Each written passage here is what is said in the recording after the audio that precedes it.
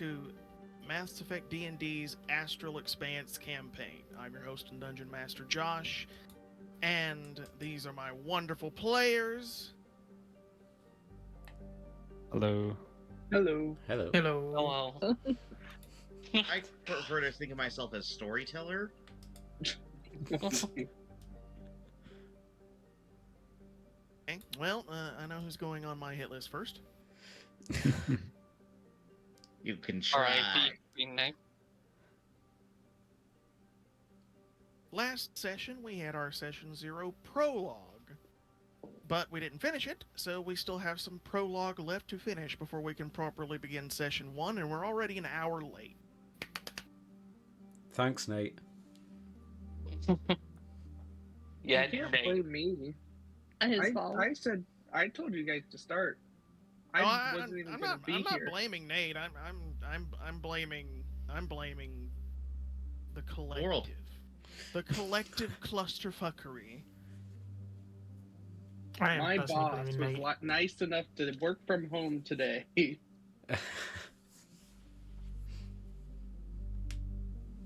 Last time, Captain Jarash Wordhall of the Crimson Starhawk was interviewing potential recruits for the crew of his new ship, the Crimson Starhawk. In the midst of this, Nebula's fighter crashed, an elven vessel that was so ancient yet so somehow futuristic that it seemed anachronistic. She was introduced to the party and reluctantly joined them, with no other real options being a fish out of water, so to speak.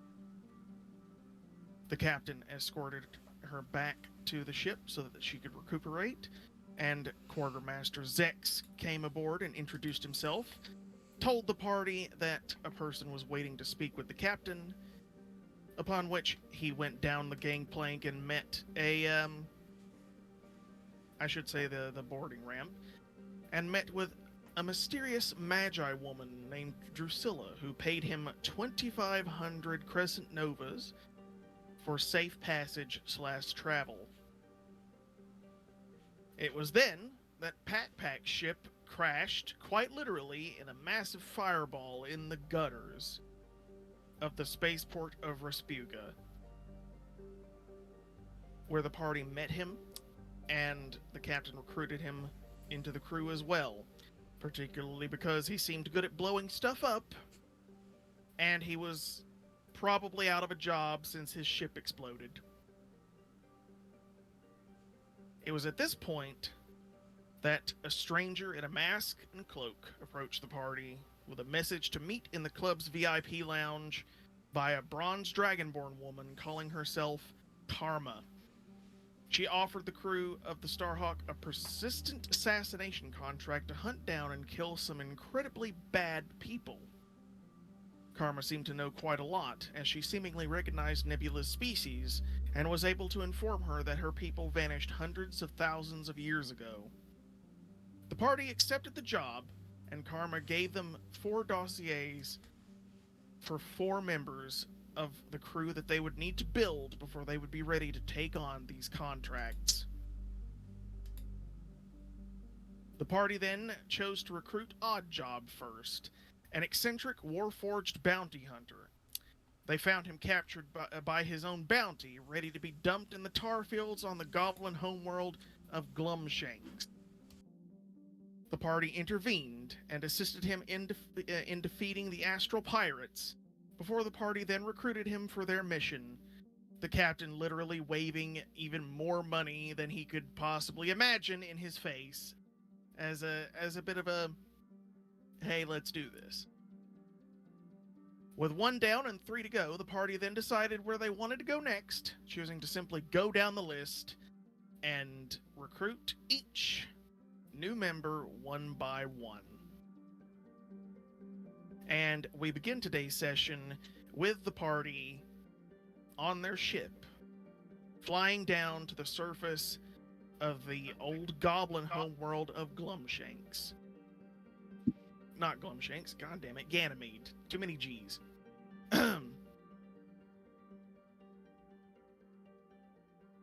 The Odd old, job is current. Oh, sorry. There was a long pause. the old gnomish homeworld of Ganymede is now just a glassed rock, almost uninhabitable, save for a bit of terraforming that the Warforged have done throughout the several decades that they have been part of the galactic community. There is a breathable atmosphere now, but beyond that, there isn't much in the way of life or habitable space on the planet. It's very much like... It's almost like it's all turned into crystal. And the surface is dotted with several ruined cities. Some of which look futuristic, some look like they might be small towns, but they all have the same sort of aesthetic in that they have been completely just singed and crystallized by the weapons of the illithid nautiloids that attacked many centuries ago. The main population centers of the Warforged are cities that have basically been carved into the glassed surface and out of the glass surface, and they've basically formed giant sort of cogs and cog shapes. I actually have some reference art somewhere. Let's see. Upload a file. Open all the folders. Yes, I plan to.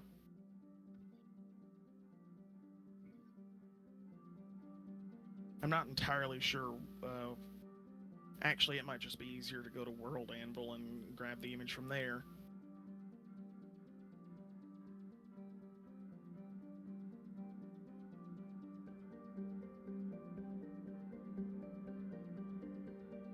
But you guys are currently flying down, and does anyone have the dossier ready? Because that might have given you a hint on the general area of the planet you should start looking. Hint, hint, wink, wink, nudge, nudge. I don't think Nebula would be the type to be looking at the dossier right now.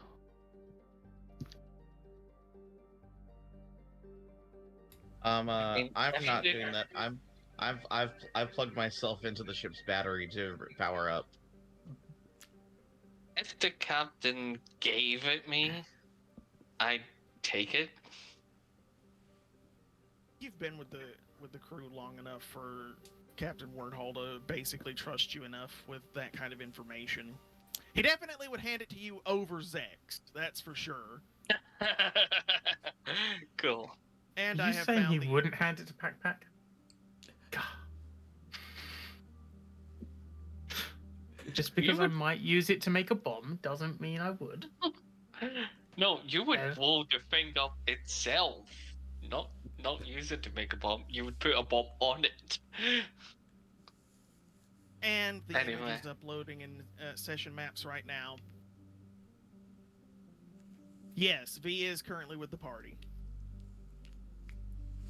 Karma specifically told you to go with them. Like, she gave you the order to go with them and help them. Like, you're part of this crew. She willed it. And you were currently working with her, so Understood. that's what was decided. I think Oh. if we're on the ship currently, and I'm going to be stuck with these people for a bit, I want to go find a hiding spot on the ship. Yeah. Oh, I'm really good at finding people. So you go around the ship and you look around. It's a pretty small ship. Like it's not small in that, like, you know, you're a sardine in a can, but it's basically like the Milano from Guardians of the Galaxy. It's almost like a space RV. Okay. There's enough, like, there's, like, you know, a sort of commons area with, like, televisions and a big dining table where you guys can have meetings and sit down and eat, and, like, there's a bit of a kitchen area, and there is a bunk room. Like, think of like the bunks on the Nostromo from Alien. There are sort of like bunks set into the walls, like capsules almost. And they have like all sorts of different things, like, you know, buttons to select music and screens over top so you can watch stuff as you fall asleep, that sort of thing. So since I'm familiar probably with the dossier at this point, I think then Vincent would go to like the crew quarters, and when everyone's like out of the room at some point, he's gonna pop off one of the air vents and shove a case up in there. The only person you really seem to find in there ever, because most of the others have their own like quarters, like, you know, the Guardians would, like, they have like, you know, their own personal quarters, and then they've got like, you know, a separate, like, all the crew sleeps here, like all the non-essential staff and, you know, the folks like them. Occasionally you might pass by the ship's cook, Amaril Lagasse, who is a Ziranu. He's basically a portly looking, very tall alien man with a sort of caramel complexion and long dark tendrils that have been tied back into sort of like a bun, except like there's no physics to the tendrils, like they seem perfectly stiff and firm. So he's just like molded it like that because he probably saw the style on another planet and was like, I like that. Okay. Yeah, so when I get to the like crew quarters and for, you know, the guests, I guess, since the main crew all have their own rooms. There is one person that seems to remain in there for like 99% of the time though. And that is Drusilla, the mysterious Magi woman. Most of the time when you go in there, she is sat cross-legged, almost in like a meditative state, but she's hovering about 3 or 4 feet off the ground as she does so. And as she does so, there's a sort of energy you can see and sense in the air that's just causing random things around the bunks to float. Almost like it's zero gravity. But there is gravity in the room. Would V be able to recognize that, like, they're meditating and maybe not fully aware of their surroundings? Roll insight. Pretty good at that.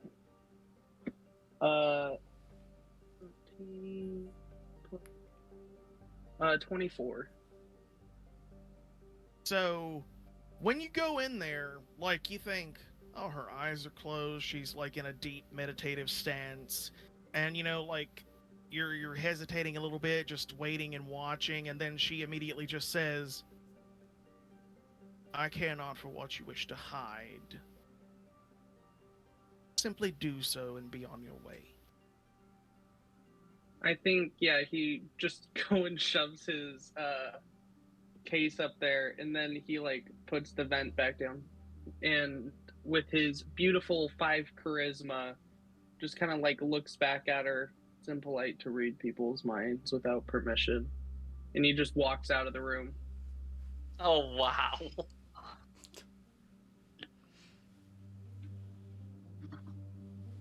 She doesn't respond. She just gives a little smirk under her hood. Like, you can just see the very, just like, of a smirk under the hood. And she just remains in that sort of meditative state. Nice. As the ship Scary. cruises down But over the... nice. As the ship cruises down over the planet's surface, Indivin has been shown the dossier, and she knows that you should begin looking in the northern hemisphere. It takes several hours, and you actually follow the rotation of the planet, so the time of day doesn't really seem to change, and it's kind of trippy when it does that, because you're basically following the sun and the rotation of the planet. But you get to that ruin in the very top right corner, And it's at that point, Indivin, your pilot, picks up an anomalous distress signal. Well, that may or may not be a good sign.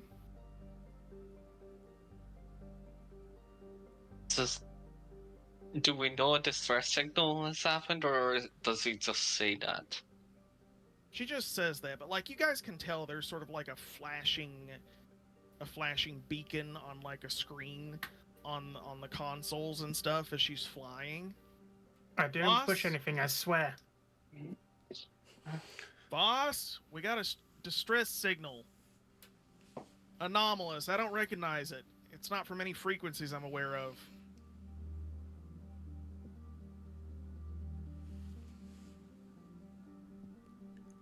Nebula peeks out of the crew quarters, looking not disheveled, but still upset. Yeah. I say, should we go check it out? It'd be wrong just to leave it. We might as well. It could be our man. His people might be in danger. Or it could be a trap. But you know what? I haven't fired my gun in like 12 hours. There are people who would impersonate those in need to harm? Oh yes, traffickers, slavers, straight up psychopaths who just want to kill people. She ducks back into the crew quarters. Just basically people without honor try this sort of thing all the time. Yeah, but well, I like to think we're on top of it. Fool me once, shame on them. Fool me twice, shame on me. And they've only ever fooled me once. Take us in, Indivin. Righto, boss. Hold on to your arses. And you guys feel the ship just sort of lurch a little bit, like almost like a force is keeping the inertia from making you fly all the way back into the wall and turn into paste. And from about 30,000 feet up in just a few moments, you find yourselves basically just soaring above the burned out husk of what was once a large city. It's eerily quiet. There are no signs of life. There are no signs of anything, really. It's almost creepy in how quiet it is. There's no movement. Nothing. Just this empty, burned out husk of a city. Nebula looks horrified. Like she's staring out one of these windows and just no words come out of her mouth, but it's open. Indivin taps a few places on the console, and she sort of like does the swiping motion as like to zoom in, and she looks scrutinizingly at it, and she's like, okay.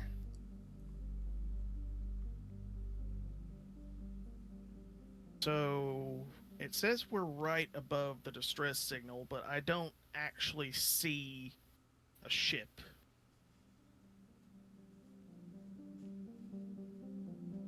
You think it could be from someone just sending it?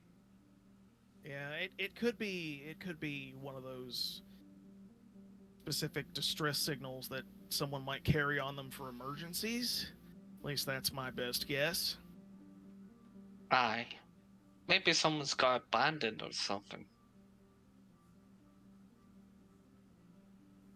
Possible. Do you guys want to take the shuttle down and check it out? Aye. Beep, beep, boop. I am ready. She kind of glances at Odd Job with a strange, hesitant look, and then back at everybody else. If we're helping someone, then I guess so. Literally, If helping is the mission, I will comply. A piece of his like robotic eye falls on the ground. He looks at it, picks it back up, puts it back in. Zex just pokes out of his quarters like, "Hey, Captain, if you die, can I have your pistol?" And immediately something flies at him and he ducks it and, like, pops back into his quarters and the door just... Right, well, mount up on the shuttle and let's go. I don't want to stay here any longer than we have to, especially if this is not something good. Nebula kind of like looking like a cat investigating a new room, kind of tiptoes her way into the shuttle, and if there's like a seatbelt, she immediately fastens herself into it. Yeah, so, like, basically imagine like a Halo Pelican. It's a small sort of like drop ship type of thing. Very, very, very maneuverable. It is mounted with like some very small weapons for some defensive purposes, but this thing is not meant for combat. It's like if someone shoots at you, you can shoot back and then you can run away. But you climb into it, and the captain basically takes the helm at this point, and you feel that little bit of inertia as you lift off and fly out. And as he goes down, it's still eerily quiet. You don't really see any signs of a ship or anything of that nature. But he touches down and keeps the engine running, and he basically looks back at you guys and says, "All right, get out, have a look around. If everything goes tits up, then get back in and we'll go. No heroics, that's an order." Understood. And I go looking. Odd Job takes a few steps out and just kind of stands there.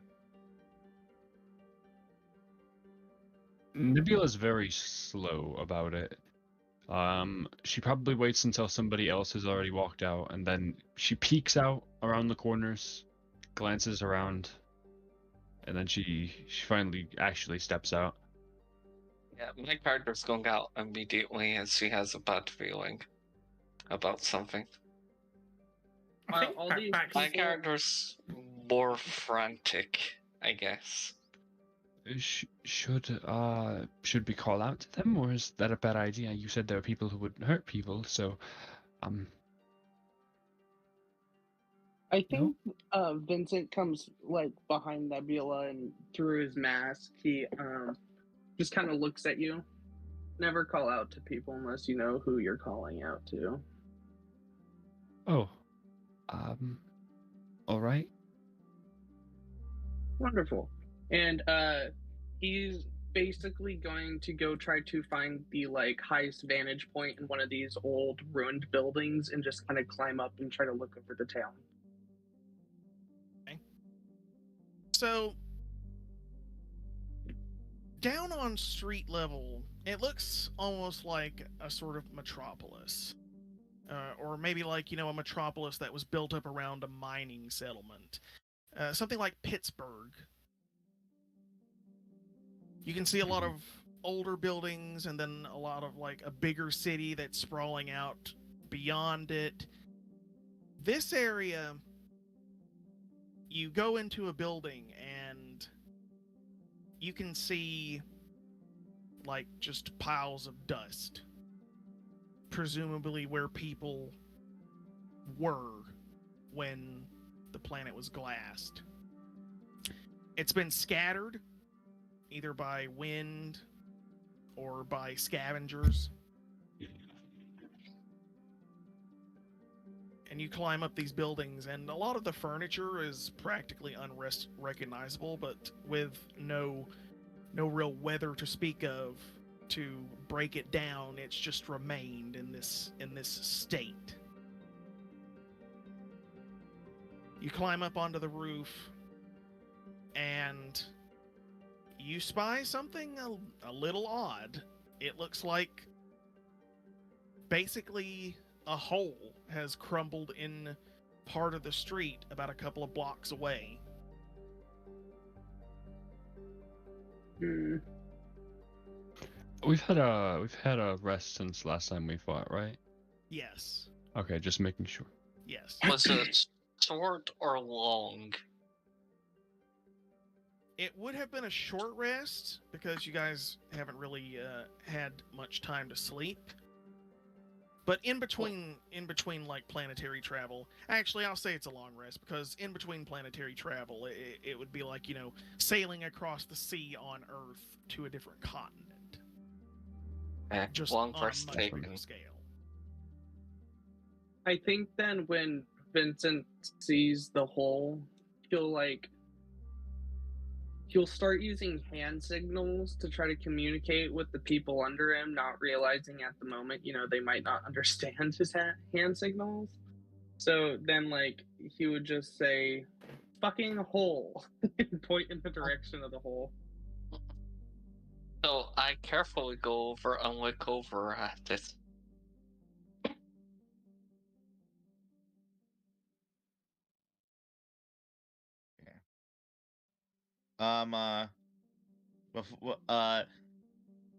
So when all this is happening, Oddjob was just like standing there, like kind of like deadpan for a very, very, very long time as he just kind of like looks out at this damaged city, and is just completely quiet.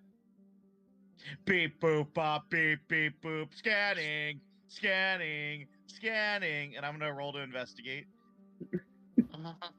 Righto.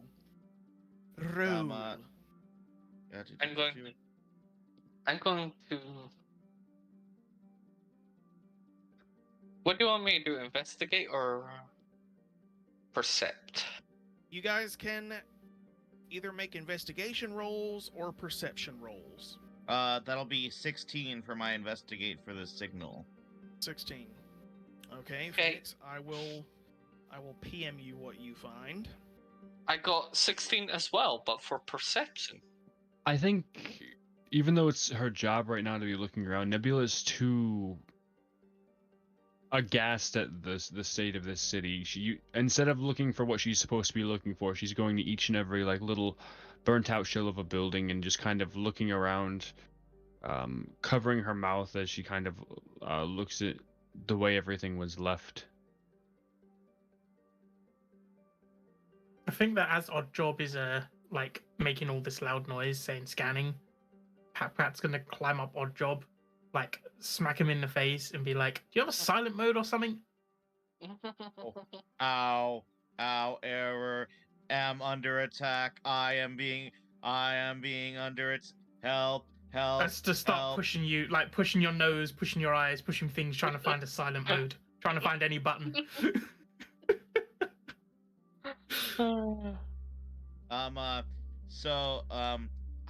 I guess as I realize I'm not being attacked, I find some materials on the ground that that might be helpful for me. Just a bunch of odd junk on the ground as I'm looking for this stuff, and I just put it in my inventory.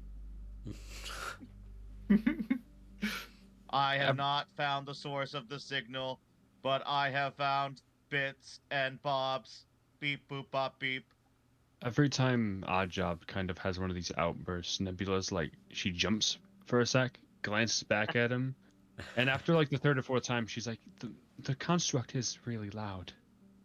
Oh, there is no progress on signal. Where's the off button? Honestly, I can't find it. He's sentient. He doesn't have an off button.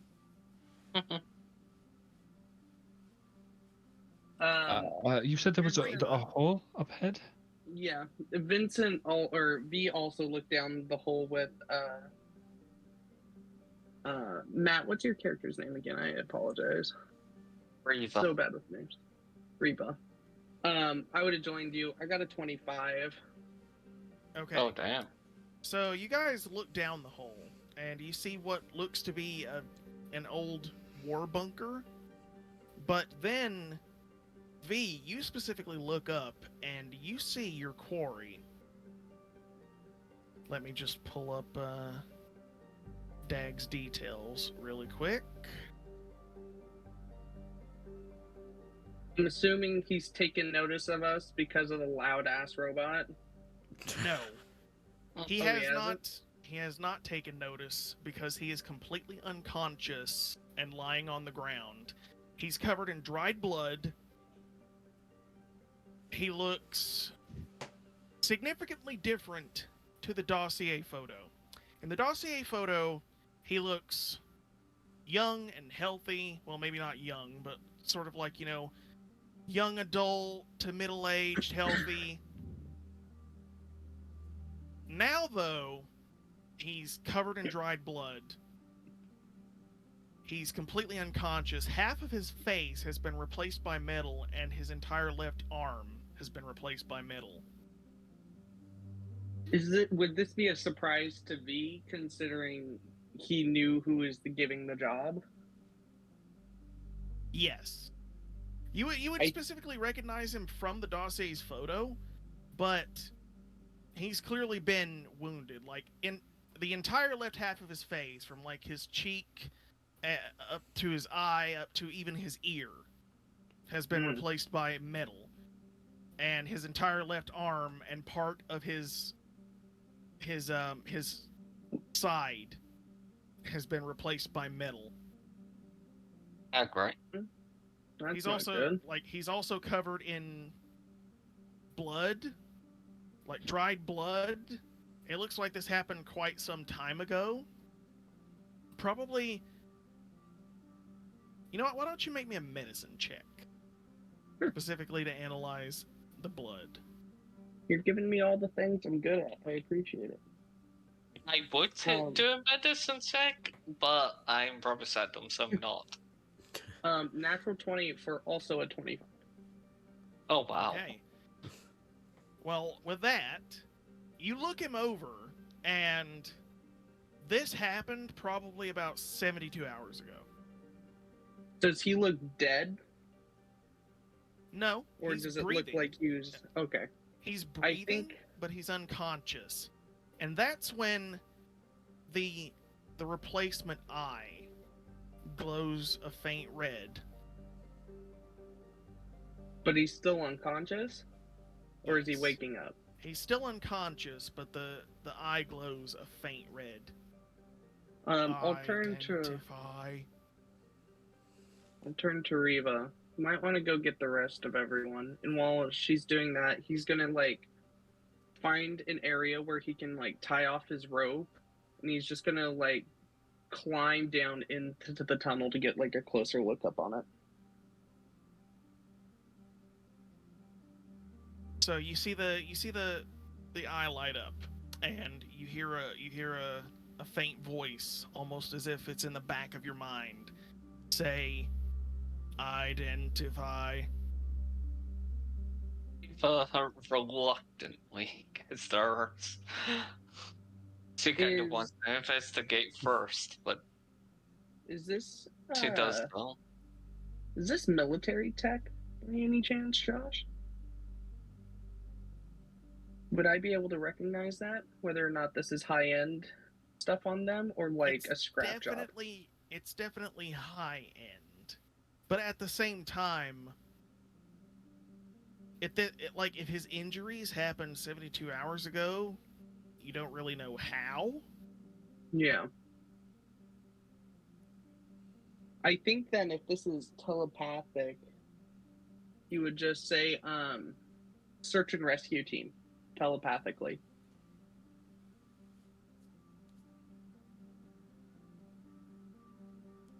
Okay. Are you trying to deceive with that? Well, I mean, I'm doing the search part. I was never told I have to do the receiving part. So that's up to you if you want it to be persuasion or deception. Okay. We'll say persuasion for now. Uh, 18 minus 3, 15. That negative is gonna fucking kill me. Okay. With a 15, you hear a bit of a pause, and then telepathically you hear, "I am called Ensol." Does that It's- ring any bells? No, not to you. Okay. I'll just respond, telepathically. Approaching to assess wounds. And just, he's very cautiously walking just to make sure there's no mishaps. The creature who calls himself Dagg Harlock has been grievously wounded. He fell into my bunker. I do not know the circumstances, but he was severely wounded. He was missing part of his face, and his entire left arm and left shoulder were gone. Interesting. I was trapped within the bunker. Time unknown. It was my duty to protect this city. I have failed in my duty. I proposed that I bond with Dagg Harlock. I proposed that I could save him, and so I did. But in my haste to do my duty, I forced his body above ground to act when I thought the city was in danger. This caused him to fall unconscious. He is alive, and I have stabilized him, but he will need significant medical care. Do you know who he was fighting? Unknown. Do you know the race of the creature or the people? Unknown. Have we all caught up at this point? I would probably say so, and the projection of this telepathic communication would probably go to all of you. So a lot of you would probably catch about 2/3 of this conversation. Does anything happen when Oddjob gets close or within vision of this thing? Yes, actually. Improbable. Creator has been detected.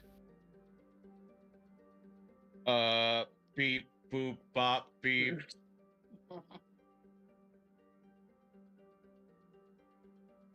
I am odd beep, bop, boop.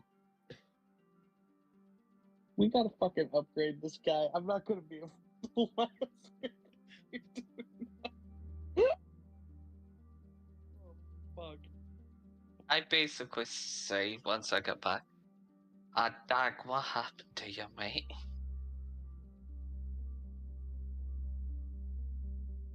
Dagg Harlock was severely wounded when he fell into my bunker.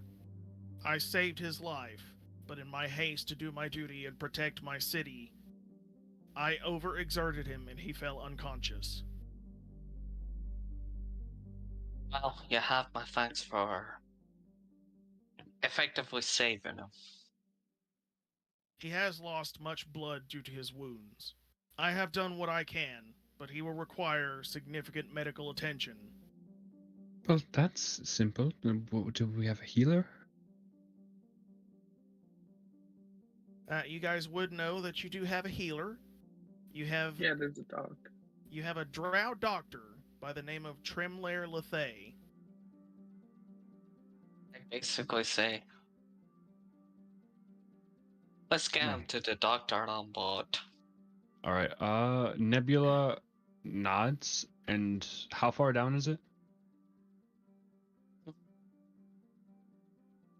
He's not in the hole. He's like laying just a few feet adjacent to the hole.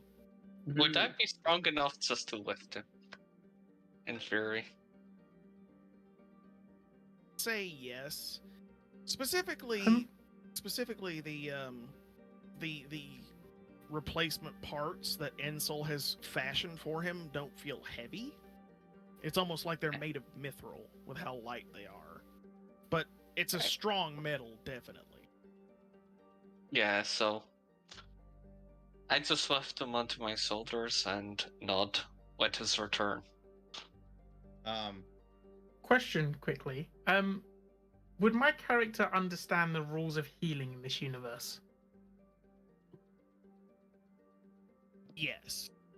Meaning Okay. that there is a death curse and divine magic has been significantly severed from people. So healing magic requires a sacrifice from the healer, which makes it even more of a religious sort of thing. Like clerics who have devoted their lives to helping people are the ones that you need to find, and they've been clerics and they have divine magic, and they basically sacrifice their own HP to replenish another character's HP. Trim, your doctor, is not a cleric, but he is a physician. Like, it's his specific job. He's a medic. It's his job to patch people up and save their lives and that sort of thing with, like, medicine. As far as I'm aware, Nebula doesn't know, so that's... Oh yeah, you wouldn't be aware of the death curse or anything like that. Nope. As they pick him up, I go up to what is his name? His name is, well, the person's name is Dagg, but the entity that has basically symbiotically attached itself to him is called Ensol. That's Ensol. Ensol. How has the unit known as Ensol survived? The shell was fused, but I was protected within it. Dagg Harlock was able to free me. I saved his life in return. But in my haste to do my duty, I forced him to climb back out of this hole to combat whatever caused the turrets to activate. I do not know why the turrets were activated. I thought there was an attack. But analyses have concluded that the city has been gone for a long time, and I have failed in my duty. Can I get a sense of whether or not Ensol has like permanently latched onto Dagg, or is it possible for me to get him off? Like get the intelligence off and maybe into a different data packet. You could theoretically move the intelligence. You could move Ensol's consciousness to a different form. However, that would come with significant, let's say, limitations.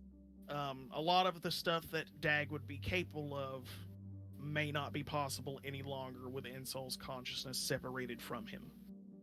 Yeah, that was going to be a meta question, since I don't know about the character creation. Is this a part of the character premise?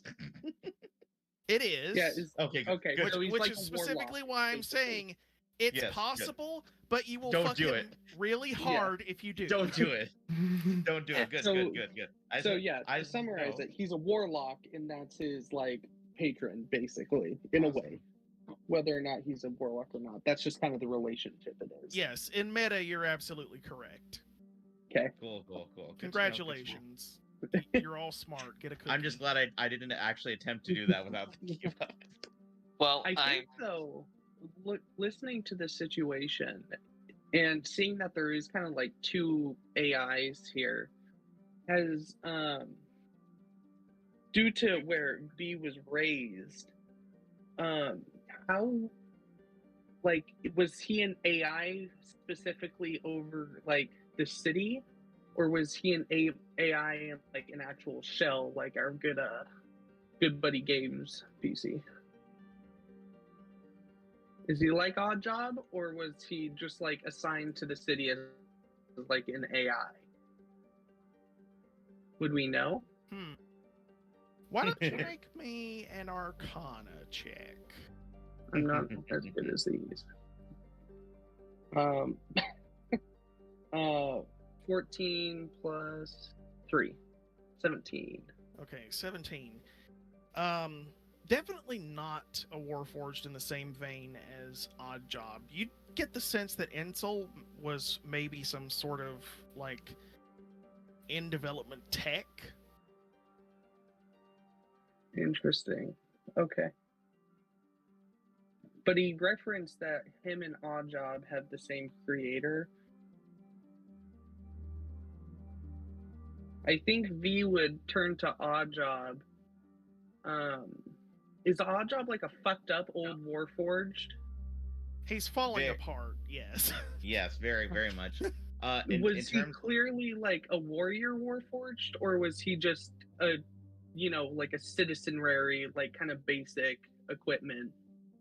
If I can answer, Josh.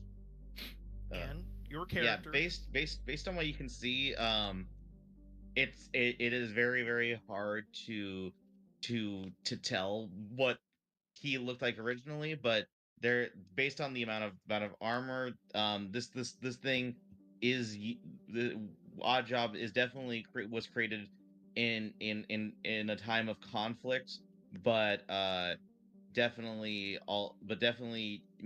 it may not be his primary purpose. It may be more like he uses combat for defense mainly, that might have been its For like the original purpose. protector or something. And yeah, it might have been its original purpose was more of the Okay. shielding part, but yes. I think then, you know, taking in this situation, V probably is like inspecting kind of Oddjob a little more carefully now. Oddjob, do you remember who your creator was? The name of your creator? Now, this So- is actually really hilarious, but he can't find any of the details on, like, from No, his I- backstory about I- the creator, and I've been looking through Yeah, our past chat history for like 15 minutes now. yeah. It's trying to find it myself. I think all of our conversation about Oddjob was done via voice chat, Josh, and we didn't save any of it. Anyway, good. But we know, but we don't know. Okay, so you know uh, who your creator was at least. So here's what I'm gonna say, because He's created a placeholder name. let's Yeah. we're gonna do no, but here's what's gonna happen. Even if I did know the answer to this right now, it's gonna be I need you to roll insight. Oh, okay. Cake. My boy's all about reading people. That's a 13 plus 7, 20. Cool. Josh, I want you to know, based on deception, that was a 19 plus 6. Damn. Oh my god. I Wow. do not know my creator. I feel I was born in the war, beep boop bop, but my hard drive memory is out of date. Beep boop I bop. think- I do not know who creator is. I think V would just kind of tap your chest a little bit with his hand. Well, looks like whoever made you made that one over there, points to, you know, the guy that's being lifted out of the fucking off the ground. Yes. Yeah, Three I think- bikes starting curse to have. I think at this point, like, you guys probably would have gone and gotten the captain too to help, like, take him, because he's a bit of a chunky boy. Like, he's quite well built and muscular, but like he's also got these metal bits on him now, so he's decently heavy. But like the metal isn't making him any heavier than he probably would have been, except maybe a little bit. Like there might be like 5 pounds difference. I think Oddjob is yeah, definitely helping a little. Yeah, I think in this situation, V is like mentally taking note that a potential like creator of artificial like life has, you know, broken through like a higher stage of mechanical engineering, and that V should just take note of Oddjob and our good old boy here on the ground, thinking, you know, there's a potential weapons manufacturer out there who can make a ever evolving AI. Nebula is just, again, like even on the way back, appalled by the surroundings. Unless somebody Yeah, like is talking to her, This place is like the skeleton of a ghost town. it's nothing. It's like nothing she's ever seen before. It's She very doesn't unsettling. even remember home, so this is her first real experience with the civilization in her memory. And V, yeah, V unless would anybody look at, specifically talks to her, she just looks horrified as she's walking around. I think V just very bluntly look at Nebula and just asks, "Have you never seen a ghost town before?" No, no.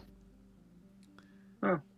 Well, this is a relatively pleasant one. Some of the ones you can find out in the other worlds, there's just like leftover skeletons hanging out everywhere. So And this isn't too bad. yeah, And V's just gonna start walking away. she steps into the like personnel carrier without a word, like head drooping. Before Oddjob like leaves, like right before he steps on, before he gets in the personnel carrier, or after everyone gets on, Oddjob just kind of like looks out into like this destroyed crater of a city, and just It's kind of not that it's a crater. It's just done. It's gone. burned. Yeah, It's burned. burned and empty. It's burned, glassed, and empty. He kind of just looks out, probably for too long, until like one of you guys like taps him on the shoulder or something. Just starts crying oil. And there is a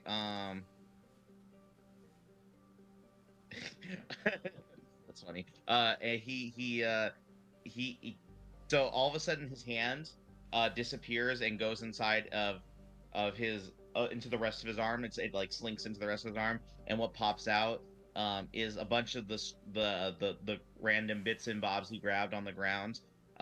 Some of them, not all of them, but they were kind of all meshed together, and it kind of has the figure of this. It looks like an older gnome, and he puts that older gnome on the ground, and then he put more bits and bobs come out in the shape of a it looks like a younger, smaller gnome right next to it. And he just kind of takes the two bits and he gets a small little rock, and he like kind of puts it on top of that small little rock, and he kind of like leaves it almost like as a memorial, and then he gets onto the carrier.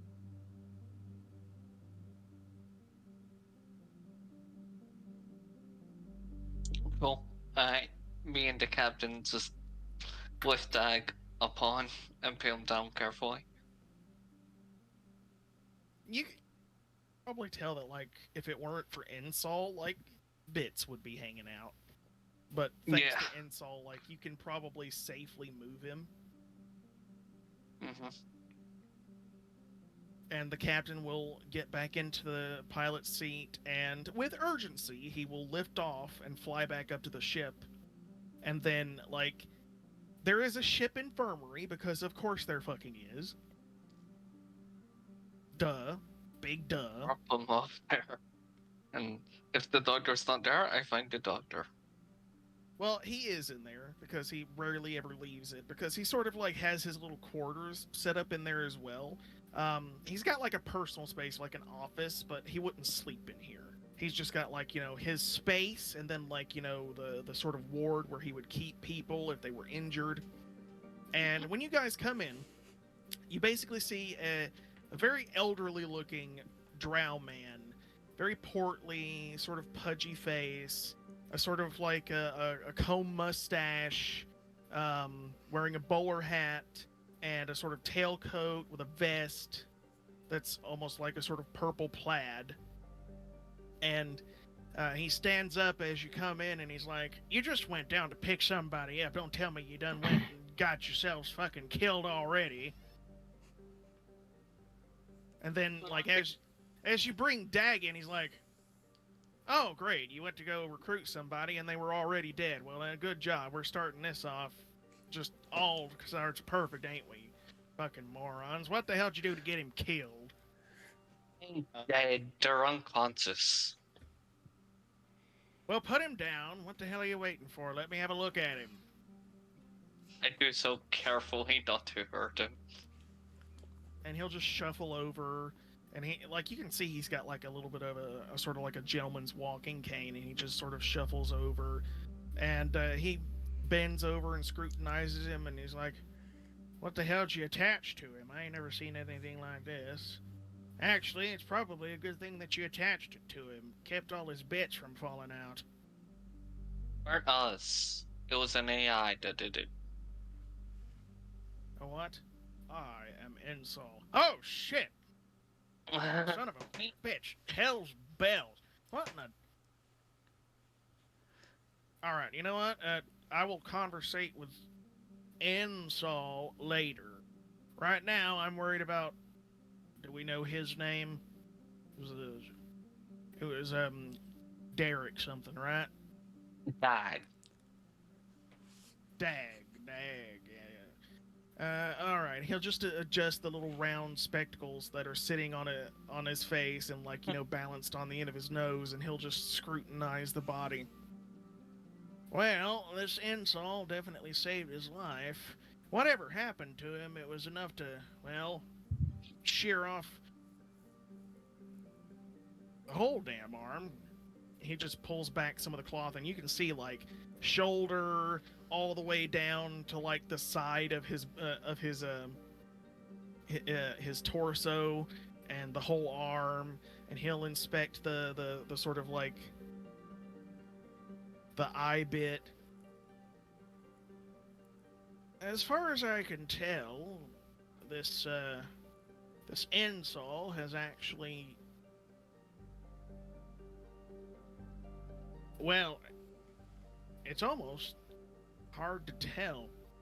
Looks like it's been cauterized and almost seamlessly moved in together, like it's part of him.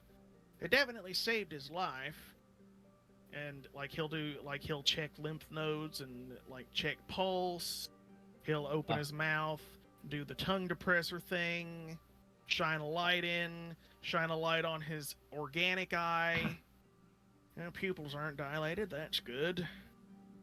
So far, it just seems like he's unconscious. Oddjob's hand pops off, and a giant saw blade comes out.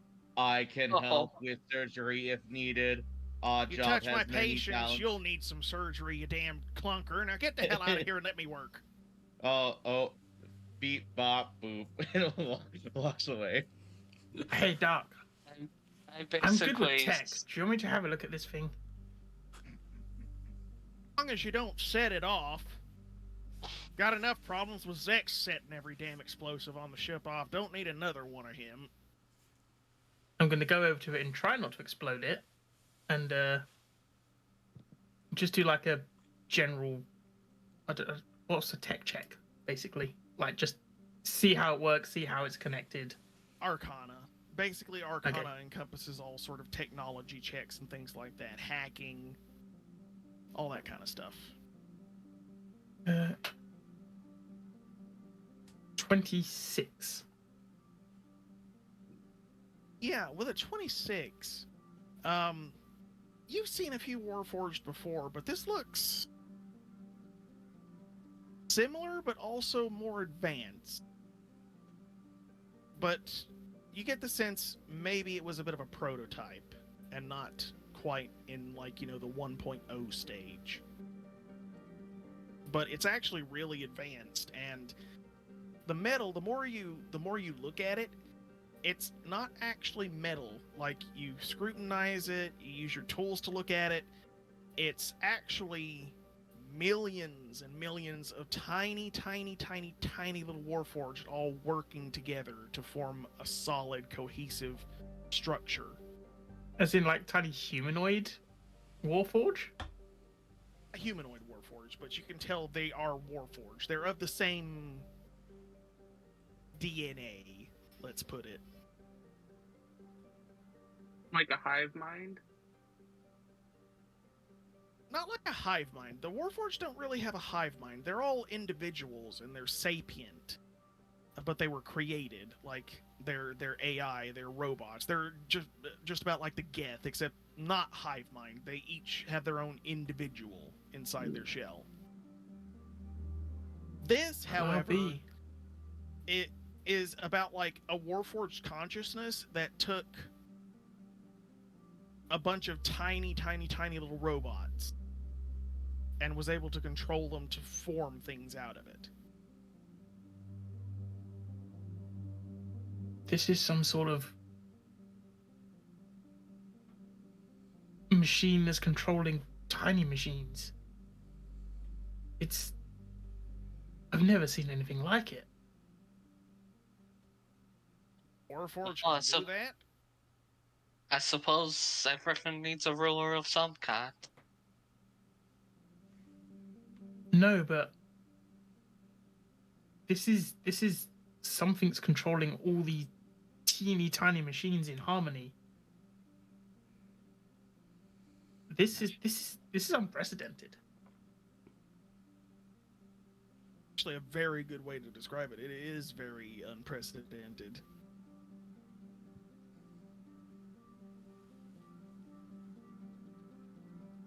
What happens if I, using like one of my tools, I attempt to just remove one of the tiny robots? Like, does it come away, or is there like a force keeping it? It does With the come rest. away, but the moment I'm not trying to harm. I'm trying to just pull it away, see what happens, and then pull it back down. So you are able to move it away, but it leaves whatever you take it and put it in and jumps back into the arm and basically just reforms it. Interesting. So you could guess that like any damage this stuff takes, it can self-repair. That's pretty amazing. However, you would guess that, like, if Dagg were to die, it may be possible that it could revive him, but it could only take him so far. So he's not, like, immortal, but he's probably going to be able to heal during long rests a little bit better than everybody else. But if he gets, like, mortally wounded, he might have one chance to avoid that, and then he's basically on his last life. Haha, cat puns. It basically has like a built-in defibrillator. Yeah. Ensol basically is practically a miracle for him. It saved his life once. It could potentially save him again. But there will eventually come a point where if he takes enough damage and he gets so mortally wounded that Ensol can't save him, he will die, and then Ensol will basically have to find a new host.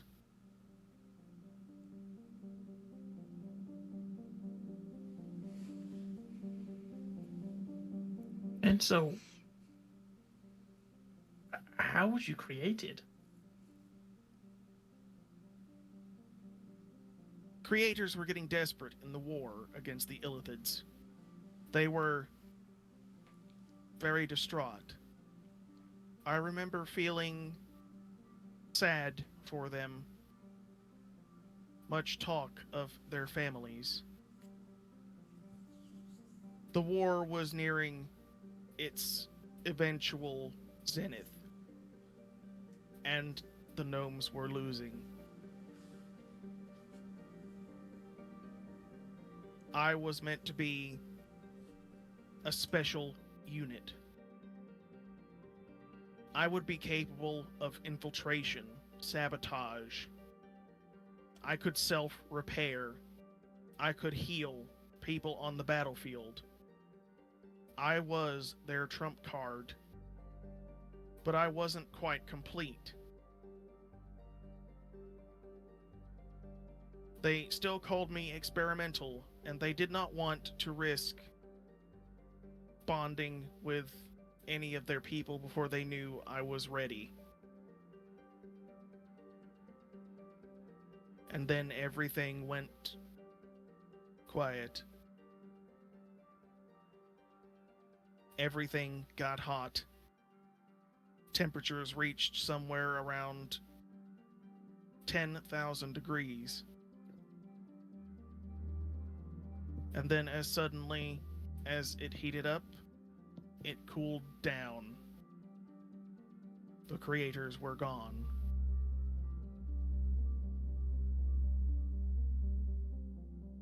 Did this planet get like scorch bombed? Yes, the Illithids glassed it. They straight up fucking glassed it. Okay. The Warforged were the only survivors, and even then, only like a number of their kind survived. Have there been like other races since the gnomes that have like to build more Warforged, or has it been strictly like a taboo since they were already made? Does that make sense? Sort of made it a taboo, yes. Not Okay. because like they feared the Warforged or anything, but the Gith were basically like, we defeated the Illithids, you don't need Warforged anymore. We've got the Dragonborn, we've got this entire galactic community, they won't stand against us ever again. So just don't repeat fuck with the history. Warforged. Yeah. Okay. Don't repeat history, don't fuck with the status quo, that sort of thing, yeah. So would Warforged be able to like transfer conscious like a typical Warforged to a different body? Possible, yes. Okay. If a Warforged's body was to die, their consciousness would basically remain in the brain case as a sort of like, you know, a backup file, and that could basically be transferred into another body that was able to work.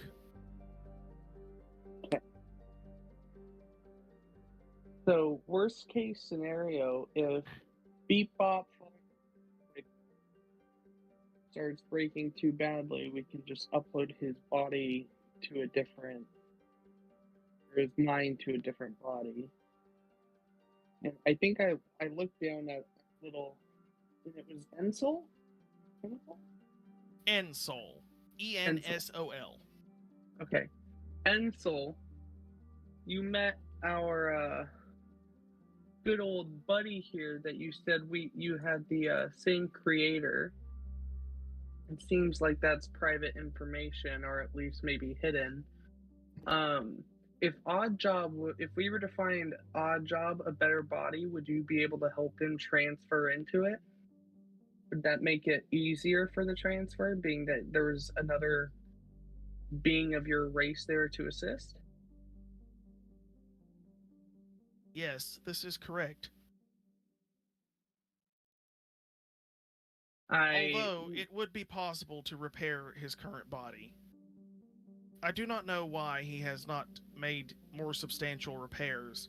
The state of disrepair is concerning. Oddjob, do you want help repairs? I can help repair you. I can also upgrade you. That is not necessary. Bop, boop, beep, beep, beep. No, I think it's necessary. Fax machine noise, as both of his hands fall to the ground. I'm just gonna walk over, pick up the hand, and just like get some screwdrivers out, start tinkering with it. I think V in this moment is like taking a note mentally to reach back out to home to see if there's potential golem-ish bodies that could be replaced if need be. Okay. So you want to go back down to the surface? Yeah, I And, want to go. I want to go look around the town and just see if there's like any, not maybe like a full body, but anything that looks like there's enough salvage. So like when everyone's dinking around, I think V would be like, Captain, with all due respect, I just want to go, check that area out one more time because he did sustain injuries that don't necessarily make a lot of sense. Yeah. Why don't you make me an investigation check? So you basically get back into the shuttle and you basically take it down personally, and you land, you go into the bunker, and Yeah. this investigation check is basically you searching for parts. And this would be, I think, like the type of investigation where he knows where, considering where he grew up, I think he knows like where a lot of people keep their hidden secret shit. So like he's not like looking, in lockers or anything, he's opening filing cabinets with like locks on them. Like he's skipping all the ordinary shit and looking around for anything that's actually of worth. So things like filing cabinets, the metal ones were basically welded shut when the glassing happened. You can Okay. get them open, but you've got to do a little bit of finagling and cutting and basically jaws of life kind of stuff. Hell yeah. But opening them up, you would actually find, you'd probably find a few files that were protected by the other files. A lot of them have just been reduced to ash. Okay. The investigation check is a 14 plus 5, 19. A 19.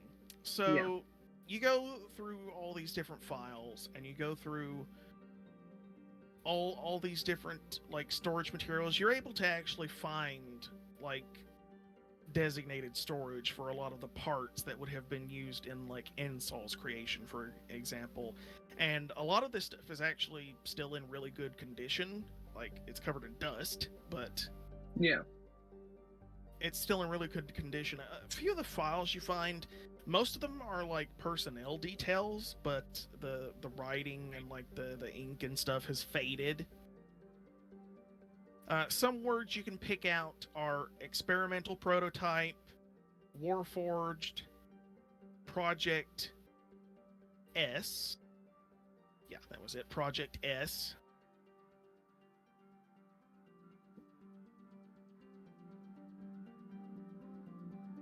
Another one might say the full project name, which would be Project Savior. I think I would just recover any parts now at this point that I think Ensol would ever need to either, help himself in the future or help Oddjob. And then once I found a substantial amount, I would just call it and head back up to the shuttle. Yeah, so you actually find a container. It almost looks like a big glass cylinder, and it's full of the metal, what Ensol is made of, but it almost acts like a liquid. And looking at it closer, you can see that it's these tiny, tiny robots, but they're inactive, and they just almost flow like water. I think V would pocket that and then just bring back all the other parts. Yeah, so there are a bunch of other parts too. There are replacement eyes. Some of them are actually way more advanced. They've got different sensors and all sorts of things that could detect different things, thermal, radiation, all that kind of stuff. You'd find a lot of different joints, motor parts, bolts, screws, the whole shebang. Nice. Yeah, I think I'd just load it back up onto the shuttle and then fly it back up. Yeah, when I got back to the ship, I would probably go find Ensel and Oddjob and probably PakPak, because it sounds like PakPak's a fucking tinkerer. So I think I would get all three of them kind of probably where, Ensel is, considering his humanoid is out cold currently. PakPak,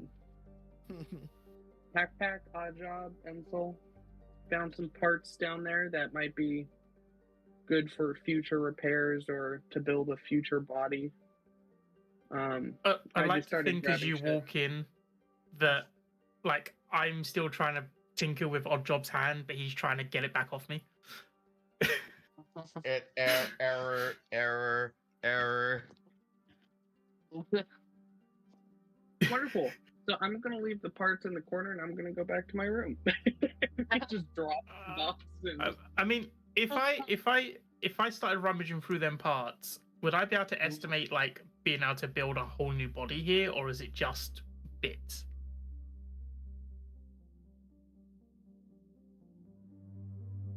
To build a whole new body, but you could probably manage a limb. Right. Or like, a prosthetic eye. Basically, prosthetics would be like what you'd be able to accomplish. Very seeing useful as and helpful. Fitz Vincent, since leaving, I'm gonna, well, not leaving, but returning to his room. I'm gonna say to the doctor, "Take good care of Dagg," and I'll take my leave from that room as well. Ain't nobody ever died under my care unless I killed them. I think for purpose. the entirety of this whole interaction, Nebula wouldn't have come with them to the infirmary. She would have gone straight back to her quarters. She's just having the biggest existential crisis right now. It's fine. This is okay. Everything is okay. Has Nebula been carrying any like weapons on her? Yeah, they look very strange by everyone's standards. Okay. So on her visibly, they're not hidden in any way, shape, or form. She has these two kind of purple metallic daggers with these kind of inert magical lines going through the blade, and a hand axe of the same like purple smooth metal with these swirling lines that look like they again channel magic, but there's just no light. Gotcha. And each time we're back on the ship, she takes off the spacefaring armor. Doesn't seem to like it very much. Does it seem like she's taking it off because she's not comfortable wearing it? Like it doesn't sit on her well, or is she taking it off because like she doesn't want to necessarily wear armor? Is this like a protest type of thing, or is this like it doesn't fit? She looks, when she's wearing it, it's not, it's easy to wear, but it's like she's never worn armor before. Something about the way she walks, about the way she holds herself when she's wearing it, the way she tries to reach across herself, just someone who has worn armor before would not make those kind of movements. Gotcha. I think, yeah, V would just kind of take note of you not ever wanting to be in armor. It's just like, all right, that person's gonna die quickly. Moving on. So Oddjob finally eventually gets his hands back from PakPak, and just starts like running up to the captain's deck. Let's find the next person.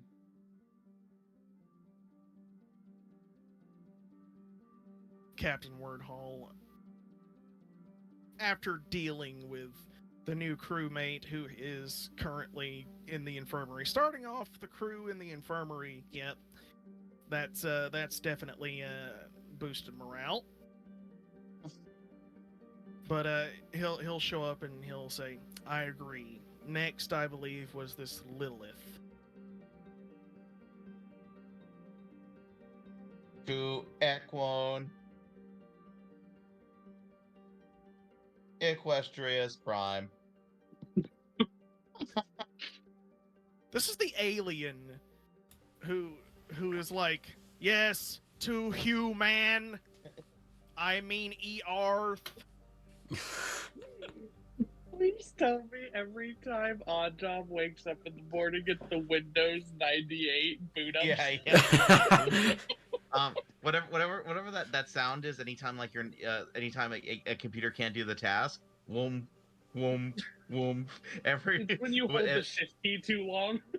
Yeah, that's what's happening every time PakPak tries to do something to Oddjob. Oh god. Boom. Sticky keys.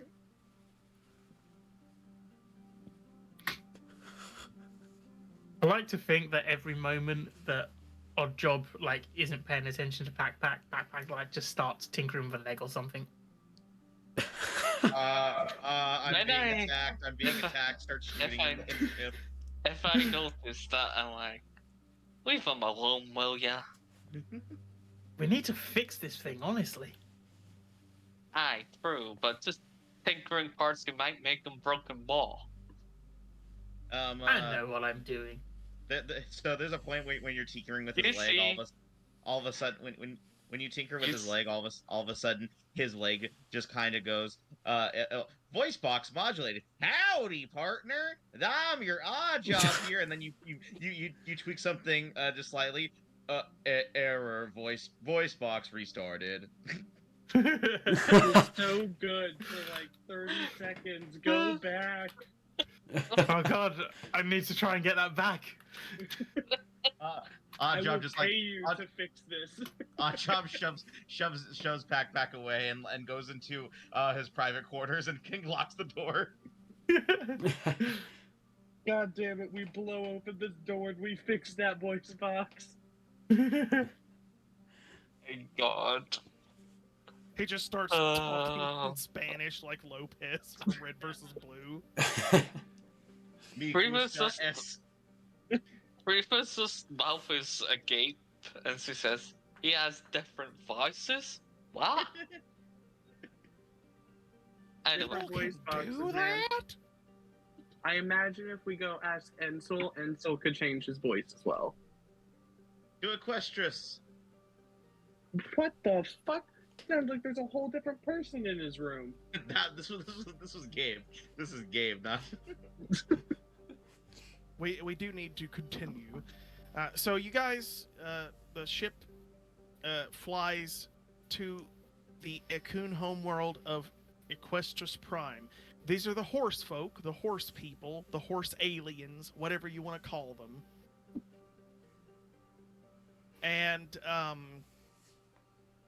Equestrius Prime, it's covered in sort of like a Pangea-esque continent with a few islands scattered around, but is mostly ocean on the rest of it. And when you swoop down, you follow the coordinates that you were given, and the ship basically lands in a very open, flat, meadowy plain, just outside a very small sort of like feudal Japanese style town with a little bit of like magic punk worked in now that they've been integrated into galactic society. You can see like street lamps that are basically like magical crystals that have been shaped into like lantern shapes. And you can see these horse folk, they are massive. Like on average, they're about 8 feet tall. They wear sort of like traditional Japanese feudal clothing, like kimonos and things like that. They have a very sort of elegant and peaceful, like gentle giant sort of way of moving and communicating. You can see a lot like practice open meditation in what would basically be like a sort of like a yoga studio, but like for Japanese meditation with burning incense. They have like beautiful temples with rock gardens and water features. like, you know, a koi pond with a small arched wooden bridge going up over it.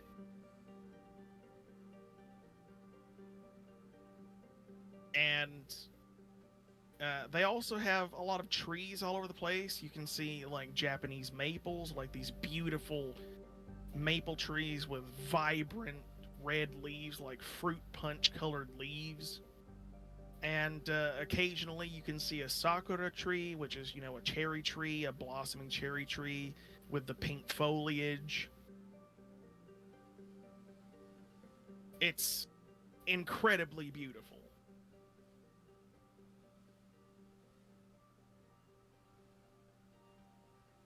He's comment on it saying, "Ah, this is awfully pretty." Well, it certainly beats my home world, the captain says, and as he steps off, he he looks around and he just sort of takes in a deep breath and he's like, yeah, it's definitely better than my home world. Odd Job steps off, and like all of a sudden, you guys like see like camera flashes come out of his eye as he takes pictures. And what do you call it? He goes. I completed my contract on the clown on this planet.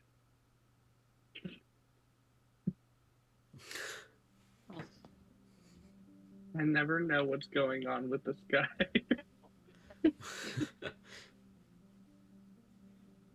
There's just a statue to commemorate it, and it's a freaking like clown poking his head out of a sewer grate. Wait, that would be honoring the clown as if I killed a local hero. No, it actually like shows you like standing like triumphantly over the sewer grate, and like the clown's head is like lolling out like it's dead. That is an inaccurate representation. I blew him to bits. He was there, and there. What kind of plants are nearest where we've landed? Sorts of different plants. They have gardens and like, you know, window boxes and things. All sorts of flowers. Nebula, even if she's not really supposed to, she keeps this kind of professionalism and this composure for maybe 30 seconds, and then the moment she thinks nobody is looking, she's over like sniffing the flowers, running her fingers on the petals, and just like there's a smile on her face for the first time throughout the entirety of anybody seeing her. Aww. You'd probably see a flower that almost looks a little bit like a lily, but it's colored in a sort of like magenta and lemonade yellow sort of pattern. And it would smell faintly of peaches. So Yeah, give me 1 second. My cat's aggravating me to let her out. So while he fist fights his cat, you need to come up with a plan of how we're going to fix Oddjob's voice communicator, because eventually V's just going to start stabbing him. There is nothing wrong with my voice. There is nothing wrong with my voice. Windows startup.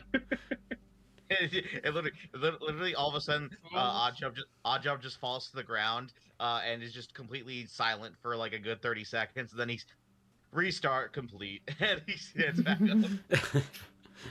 One day, PakPak will find a way. Mode activated. Clear eyes for watery eyes. I feel like he's just messing with us. Like he's just generally trolling the entire party. Like he can choose to talk normal, he just doesn't. Beep, boop, bop, beep. Fucking.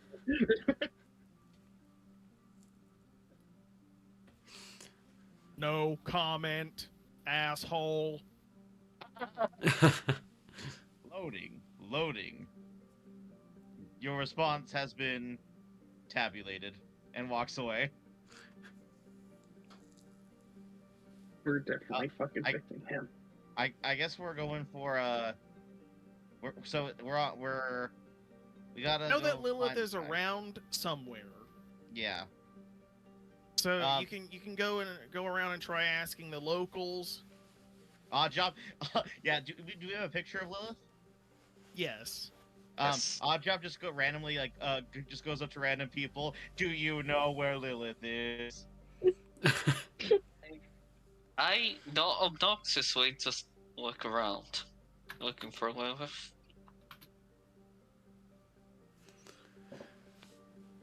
So, most of them don't speak common. They speak sort of like a combination of horse neighs and whinnies and. Can V try Sylvan or Primordial? Would it- They would basically speak a sort of dialect that's probably close to Sylvan. Okay, so like it'll be a pretty broken conversation in Sylvan, but V will basically like looking for Tiefling girl. Do you know where?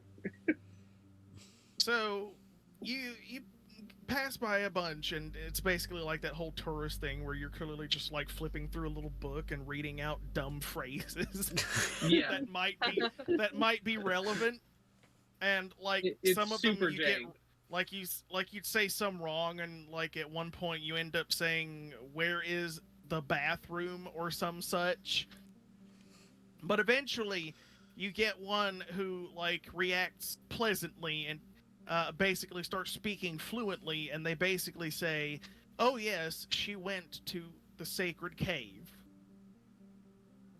And you pick up a word that you can only assume basically is the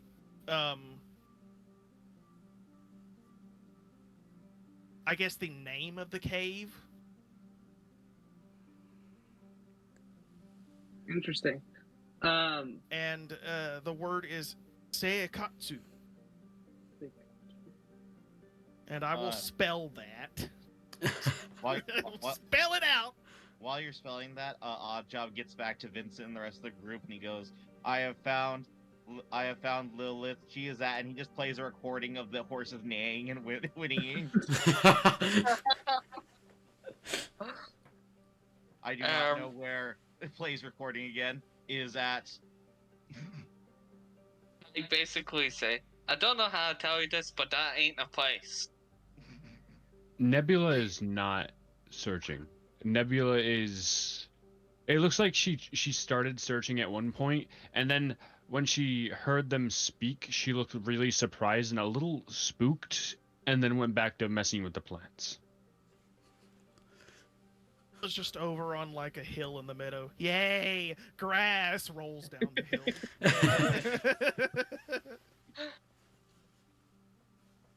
Also, So V, since you do speak a little bit of it, Oddjob keeps replaying chicken soup over and over, and all of the like the ones that surround him, like as they pass him by and everything, just give him a weird look, and then they start like whispering to each other, like, "Why is that weird robot repeating chicken soup?" I think V would look at Oddjob. So your creator taught you how to protect people, but not language. My creator was an odd fellow. Get it? Well, odd actually, job. Odd. Oh, Jesus Christ, he knows dad jokes. I'm gonna let him have his cringe joke, and he can take 2 HP damage for that. 2 psychic damage. If I have to take psychic damage, so do you! That is absolutely fair. Anyway, But, we off to this cave. They point you to this cave. And this cave is in fact where you find Lilith. Oh. I can't actually post the image because it's too big. Goddamn Nitro. I hate everything. All right, we still love you. I'll open the link to the image if you got a link to it, and then Yeah, I copy had to the go link back in. and find the link because I copied the image. But there's the link, and the link isn't showing the image. I hate everything.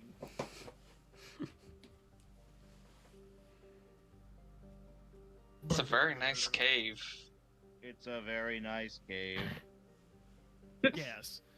So, you go to Seikatsu Cave, and this is where you find Lilith. Maddie, can you finally describe your character and introduce her, please?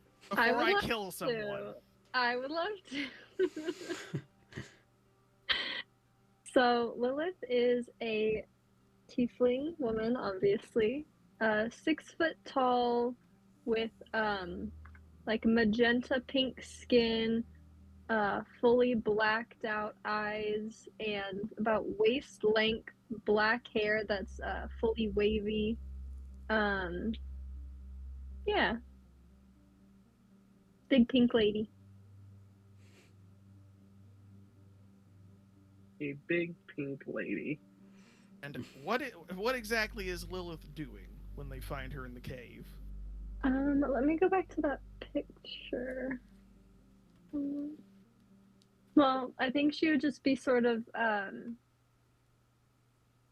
meditating, sort of tending to that large tree that's in the center, just sort of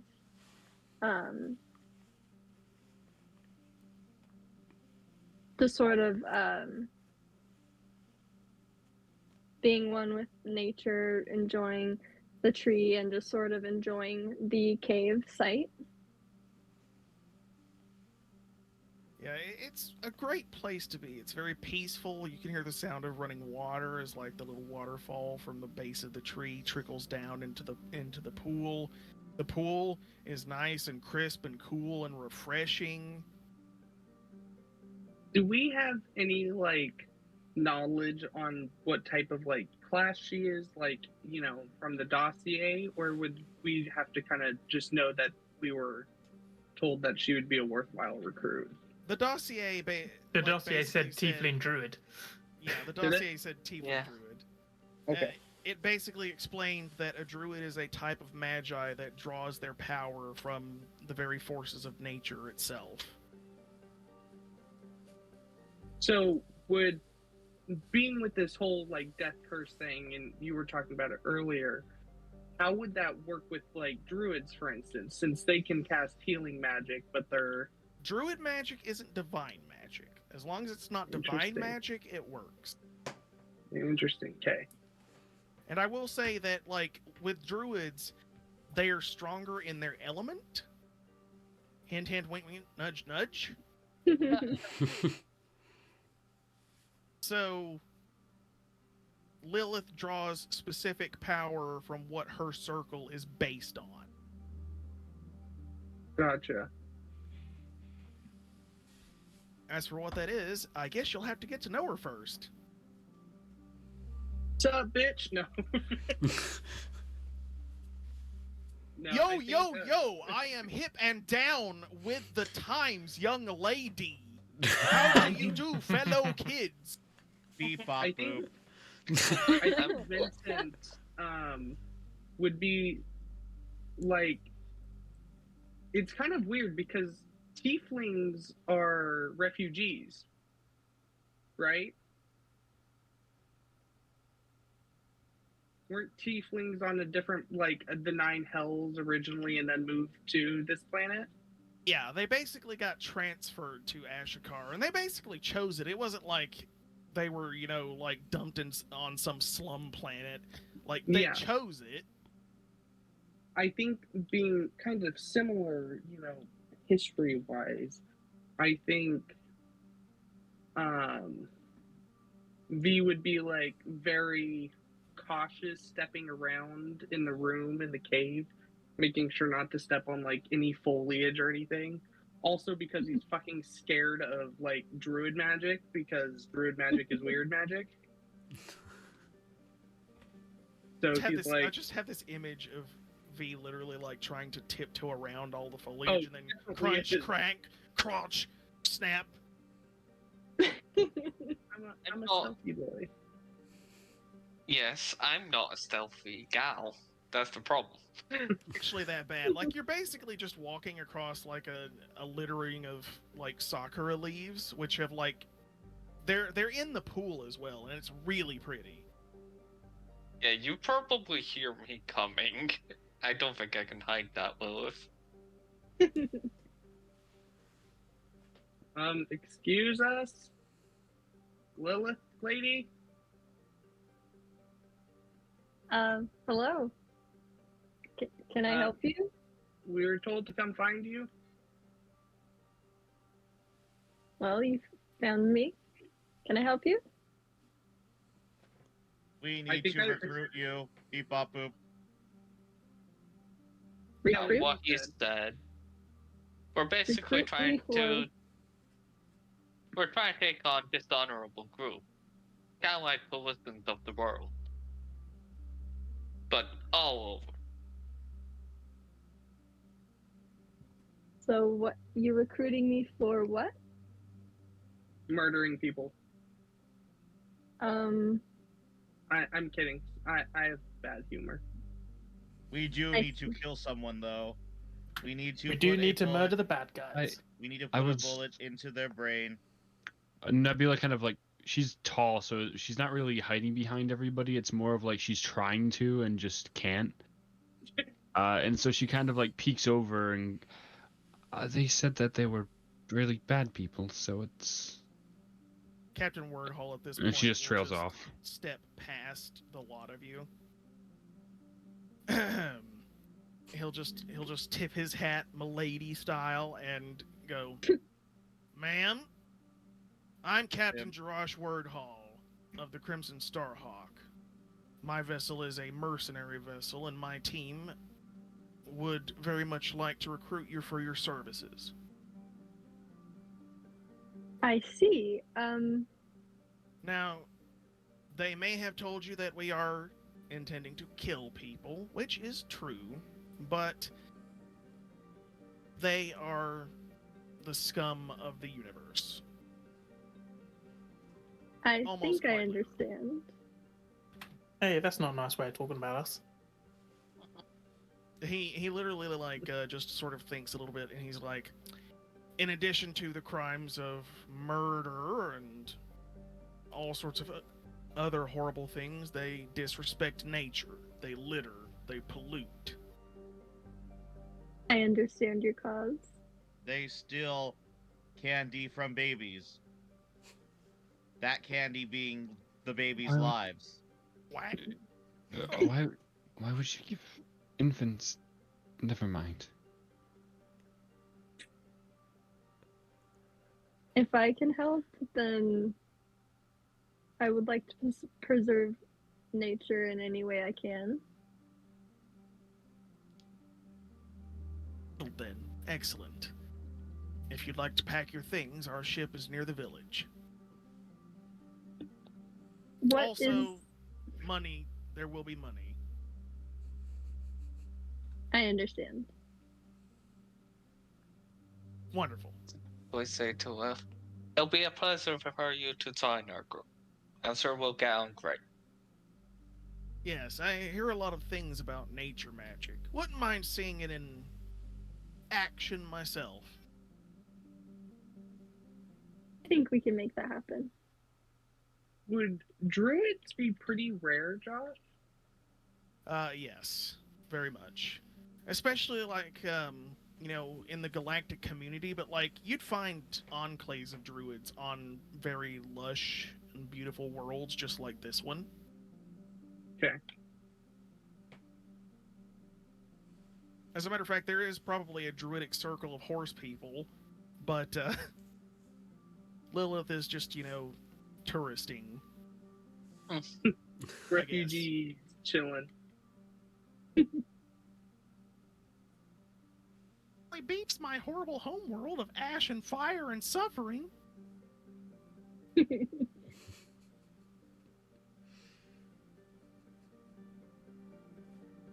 Right. Well, I think Vincent would look at the party.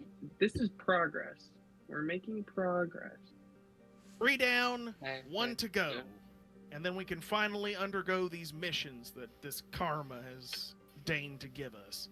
I Odd really job. want to know more about, well, whatever this Harlequin thingy is that she wants us to kill.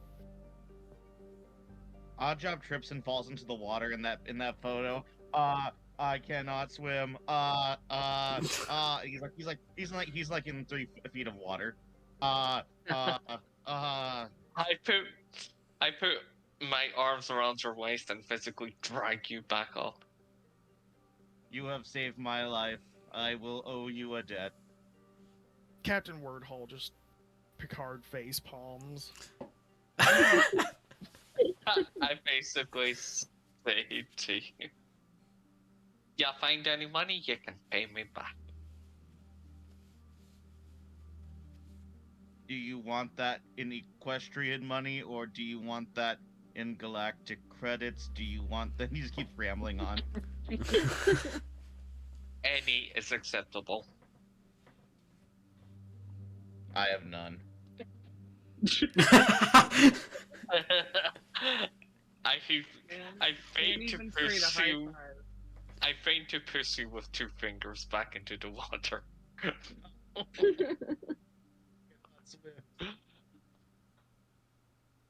Pull deep, you'll be fine. Falls face first into the water. Are you kidding me? God. Anyway, we should be on. To the next one. Indeed. This is going to be a fun one. I'm not entirely sure if the map for this one will be able to upload or not. Actually, no, I could probably hopefully upload it from my computer. If not, Fiery can do it, I guess. I guess I'll go searching in the chats to find the map.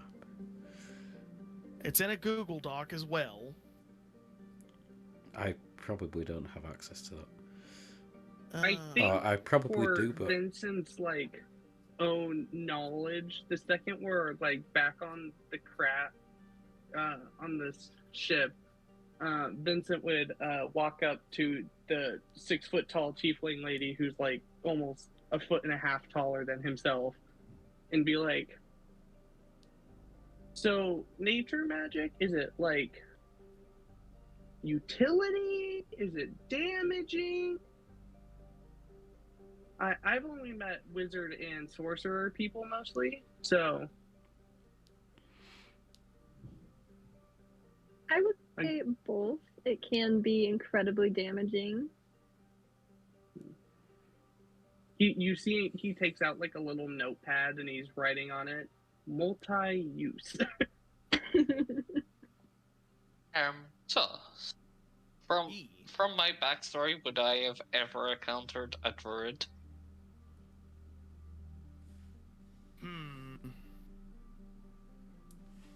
You've probably run into a few, but they're exceptionally rare. Basically, tell I've seen a few of your kind before, but not very many. A lot of them just, they stay at home and they worship trees. What's wrong with that? Druids are basically hippies. If they go out to do something, it's to protest the defilement of nature, or to Woodstock.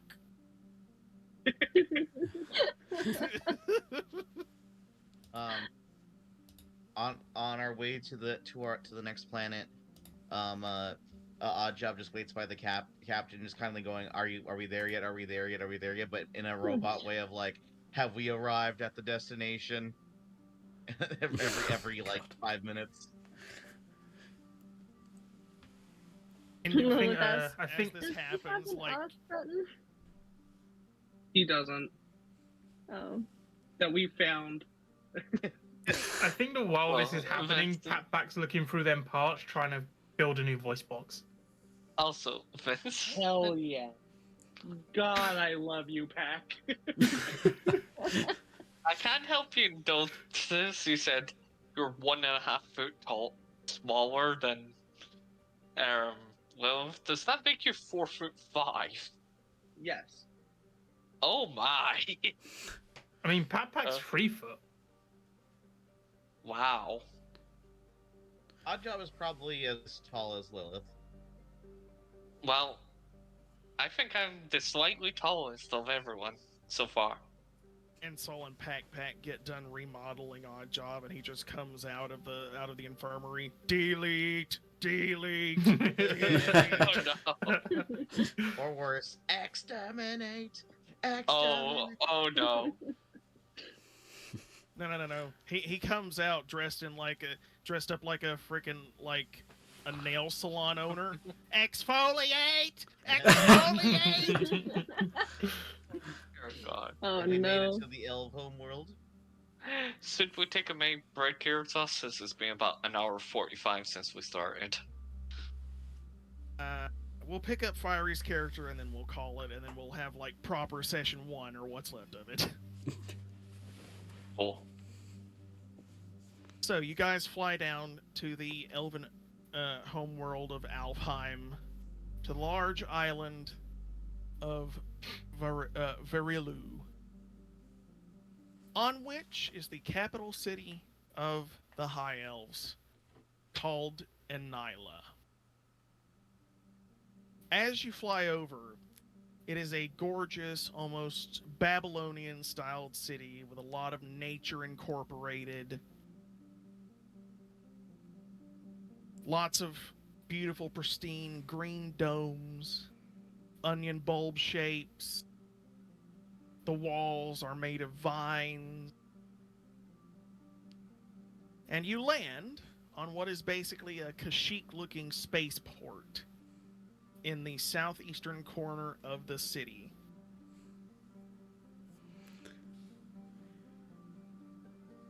You basically end up getting addressed by a few port authorities.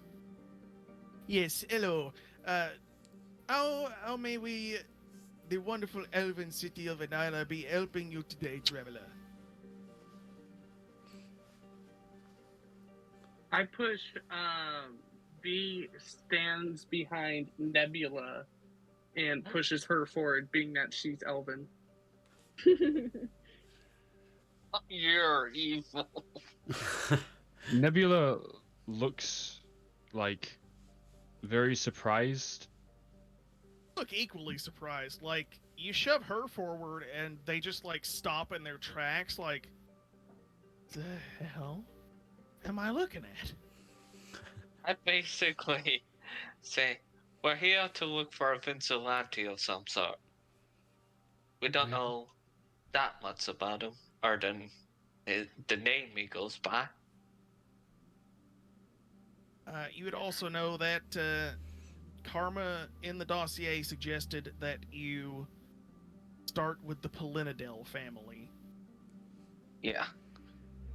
I'll add that. He's kind of tied to the Pollinodel. I don't know much about them, I've just arrived here. Hey. Captain Wordhall would basically articulate as much as well. I also need to make a little bit of a check for these guys, and I forgot to take my fucking dice out. The most professional DM in the world, everybody. No, there are candidates for worse than that. Nebula looks very thankful that she was spared having to speak too much. It's still. If I picked that up, I That's just nod at you. It's still just very.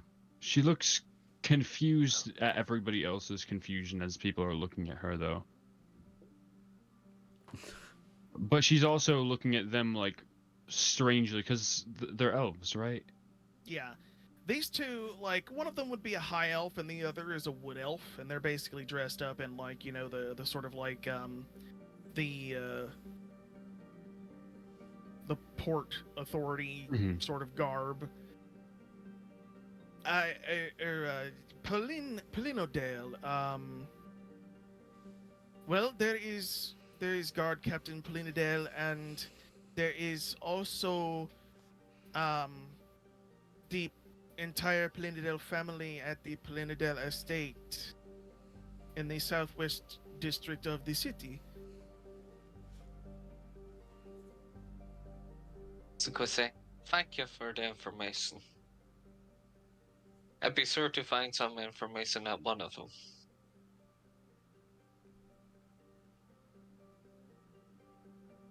Would you like us to arrange transport to get you where you are needing to be going? Yes. That'd be helpful. Which do you wish to go?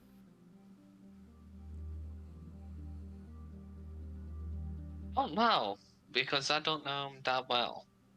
Or at all. Beep boop bop. Well, we if I we might may, want. Yes. I would rather avoid the authorities.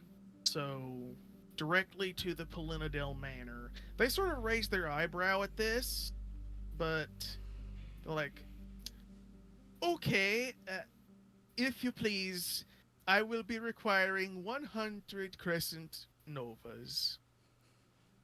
And he'll just get out like one of the cards and just give them give it a little tap against their little data board, and he's like, thank you, yes, the funds have cleared, right this way.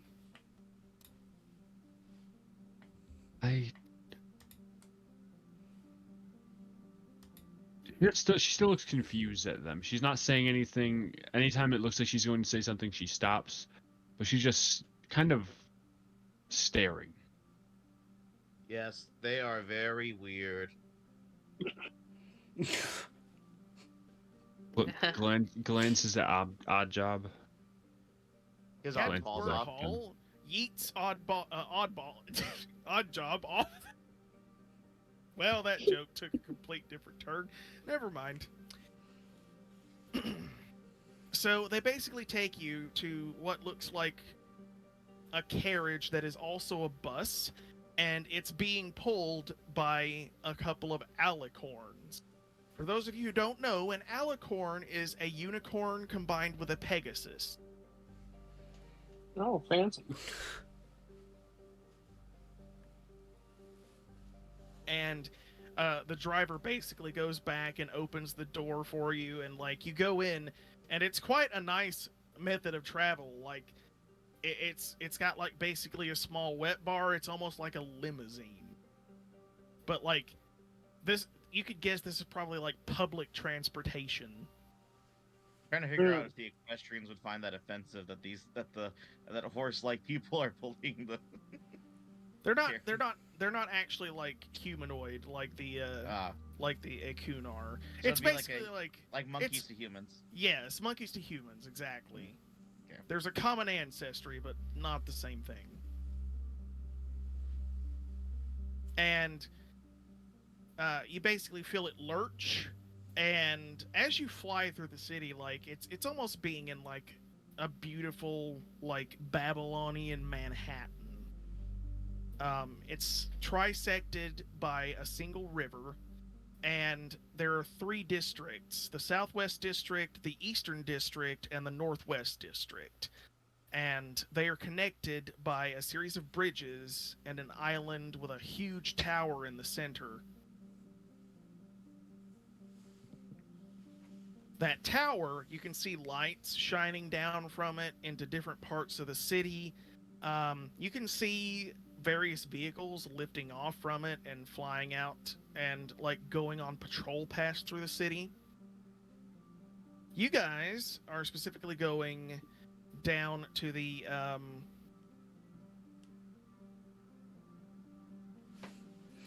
southwest district of the city.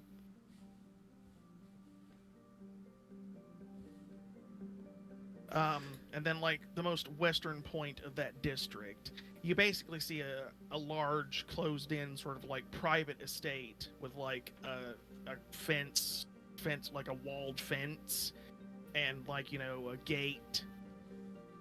And it almost looks like a French chateau. Ooh. But it's also got like a very elaborate sort of back garden with a docking setup that goes out into the water of the river. And Does this give like the impression that these people are like made of money type of situation? either that or they're very important somehow. Gotcha. And like as the carriage lands, like it lands in sort of like a designated parking area that would be, you know, for like this place. And after a few moments, like you guys step out of the carriage and you basically see like a very humble looking but yet still very happy serving girl step out, and in a sort of shy, quiet little voice, she just goes, "Hello. May I be helping you?" We're looking for Gawhyl Pollinodel. You wouldn't know. You wouldn't know the name. Oh. You just know Night Stalker. We're looking. My bad. Yeah, I am just omniscient, by the way. Just we're looking for Night Stalker. Her eyes go wide when you say the name, and she would be like, she's just like, that. There is no Night Stalker here. Let me go get my master. And she quickly hurries back inside. Nebula turns around.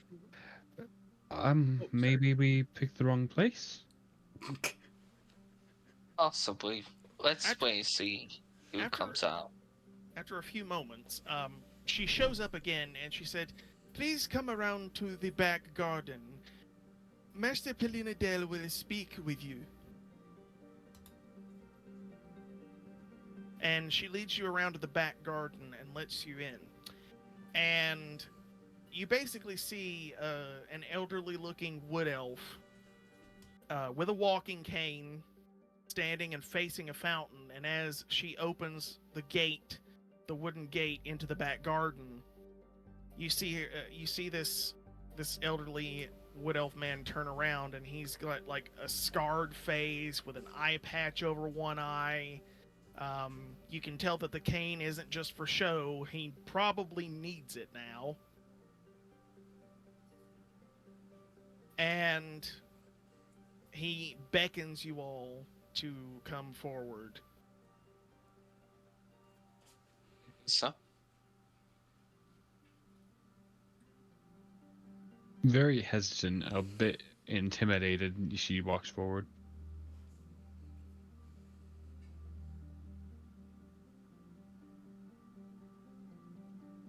Talia tells me that you seek someone called Night Stalker. That's correct. Yeah. And if I may ask, what makes you think this Night Stalker would be at my estate? Well, we heard that he was tied to a Pollinodel family. There's just a brief pause, and then, like, in a flash, like a fucking Western quick draw, he whips a pistol out from his belt and aims it. As that happens, Nebula, this kind of all surrounding her like a black hole, you see this ring of purple light suddenly whip around her, and it's like a black hole envelops her, and she's suddenly 30 feet diagonally to the right. And it doesn't look like she meant to. It's just like she's like holding her hands up like she's hiding behind them, and it's just she's 30 feet diagonally to the right now, as if she just stepped in and out of a black hole.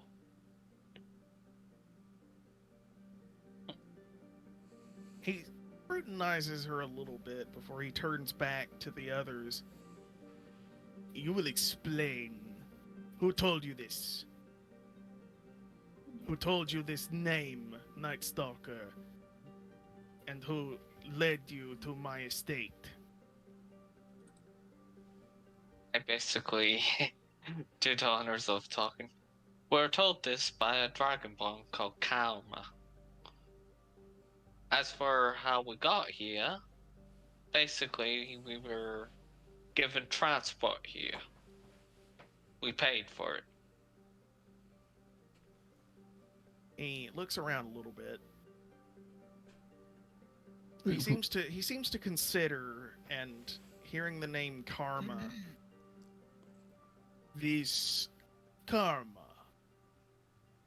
What was their password for meeting?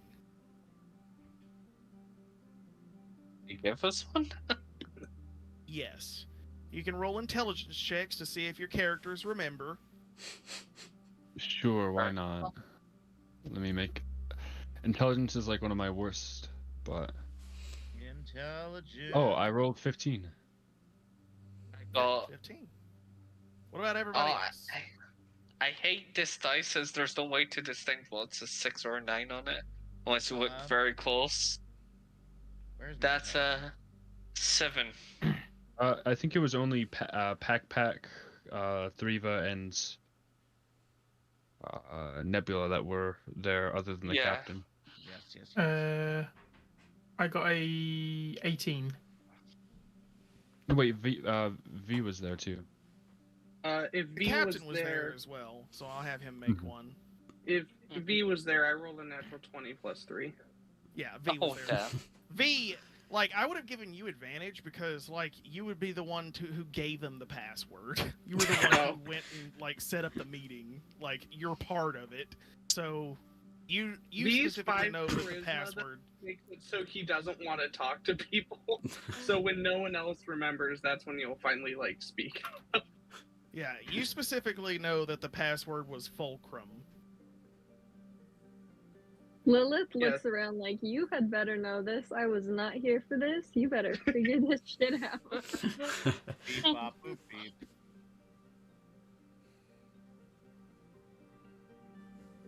So I'm assuming you tell him the password Yeah. before he fucking Yeah. shoots you. No, Okay, I good. would. I was just saying, like, he would keep quiet till no one else could figure it out, and then he would, like, he would just sigh really loudly and say it. Seemingly satisfied, he holsters his gun again. So, you are with Karma. I have Yes, spoken Karma with was her the a one who few sent me. times. I have spoken with her a few times. Worked with her. So why is it you seek Night Stalker? Well, Karma gave us a mission to get rid of the evildoers of the world, and she recommended Night Stalker as a recruit. Well, wanting to get rid of the evildoers of the cosmos definitely sounds like Karma. Very well. I will go and fetch him. But if there is any funny business, I will not hesitate to have you shot. And- There'll be no funny business for me. And with that, he turns around and he goes down into basically the cellar of the chateau from the garden. Night Stalker, as you are at work during your day job, you hear the telltale footsteps of your adoptive father shuffling down the cellar stairs into your workspace. And he basically just quietly shuffles up behind you, rests a hand on your shoulder. Have you slept at all? I did yesterday. You really must try to get more sleep, son.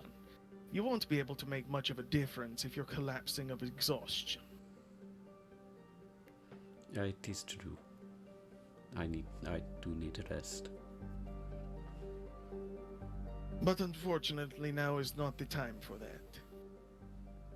A group of strangers has approached asking for you by your old name.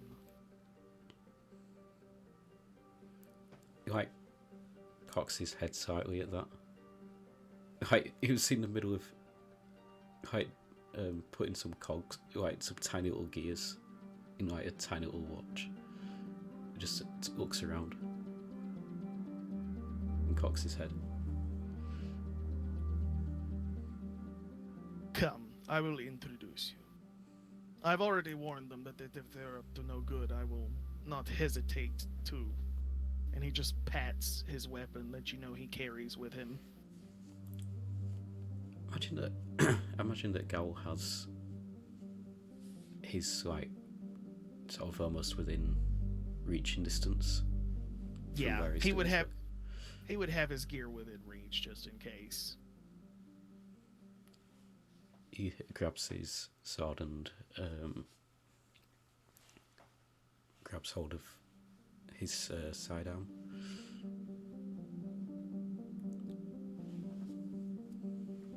And then gets up.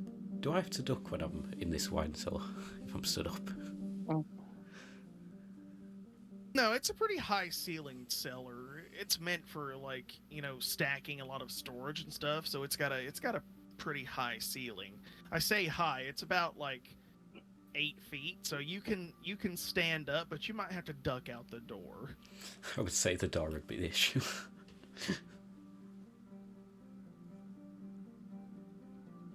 And now, as your character emerges from the cellar, would you care to introduce him to the party? Yes.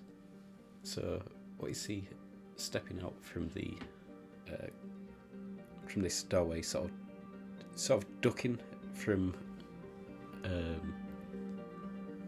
doorway. I'm guessing the doorway's like 6 foot, maybe.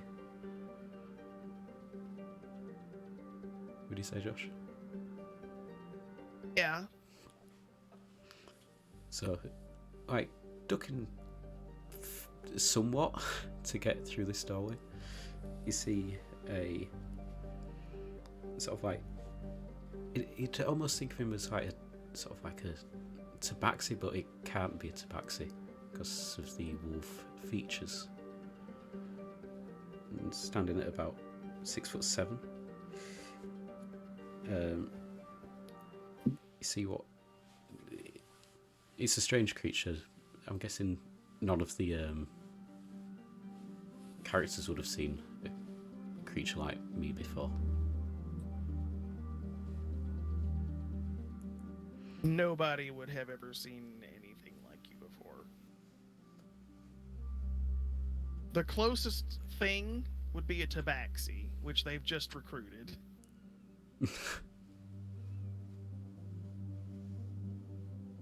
So yeah, he stands at about 6'7". He's got these fur is in sort of the rough colours of like a timber wolf, so like the classic sort of like grey fade sort of colour.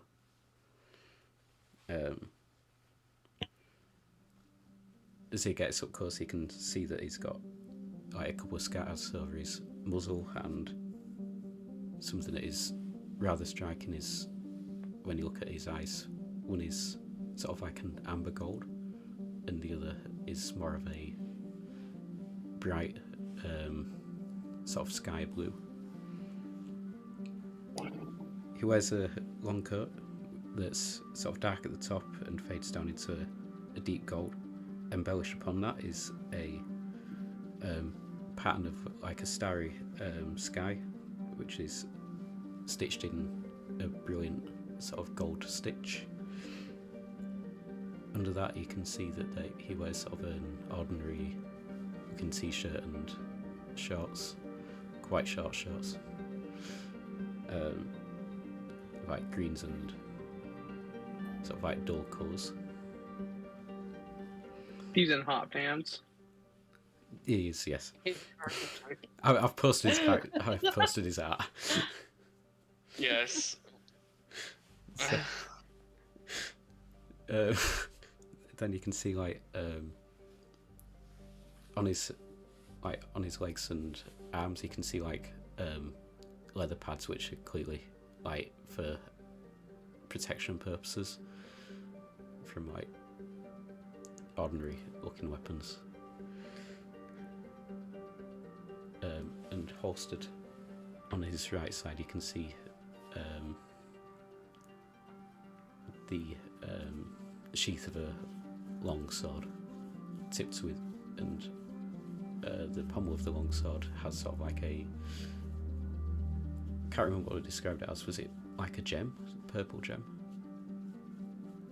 Yeah, I think that's what you said. Yeah. Hello, I am Oddjob.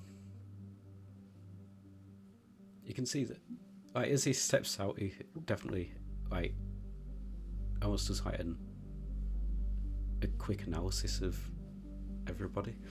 Like, it just sort of like quickly looks at everyone to figure out what they're doing. It's definitely a ragtag looking bunch of motherfuckers. Nebula is just. Oh, go ahead. You've got a weird purple night sky elf. You've got a robot that talks like he's brain damaged. You've got a dragonborn, an emerald dragonborn, like freaking Barbosa looking motherfucker. You've got this weird masked and cloaked dude who basically looks like he would only come up to about your freaking belt height. You've got a goblin that is even shorter than that. You've got a really tall tiefling lady. His eyes would flick to her a few times, very quickly. And just to really check out what her action is, like, see what she's doing.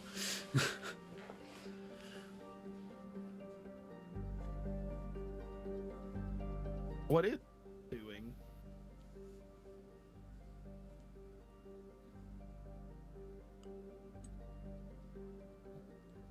Madi? I didn't catch that. Who? What is What are you Lilith doing? doing? Just sort of keeping an eye on everybody and sort of figuring out who can be trusted.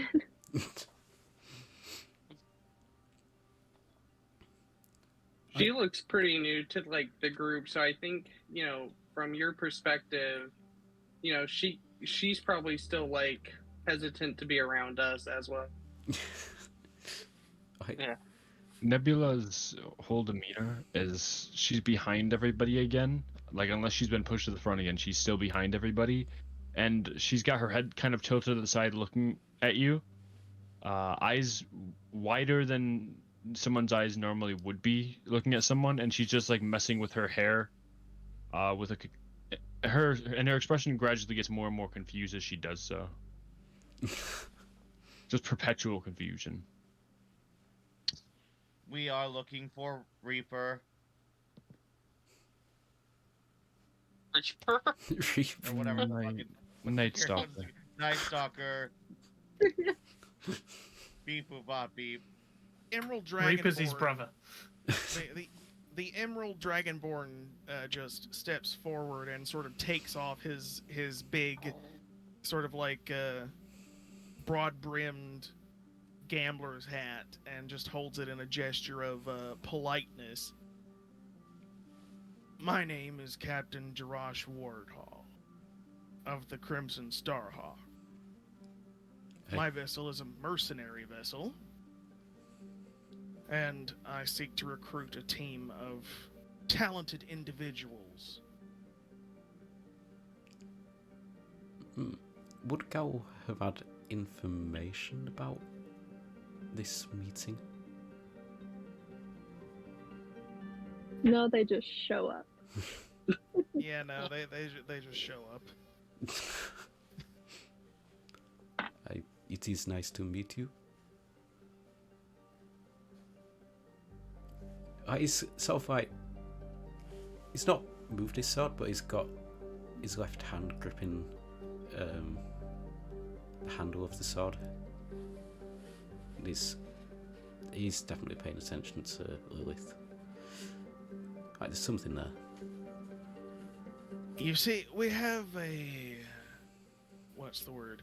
We have a job, and from what I understand, you might have a bit of a personal stake in that job. Specifically, we're going to be hunting down and assassinating some very bad people. The first one we've been given any sort of intel on is a what was it called? A Harlequin? Yes, a Harlequin. Does that trigger? Roll an intelligence check with advantage. Ooh, I'm good at intelligence checks.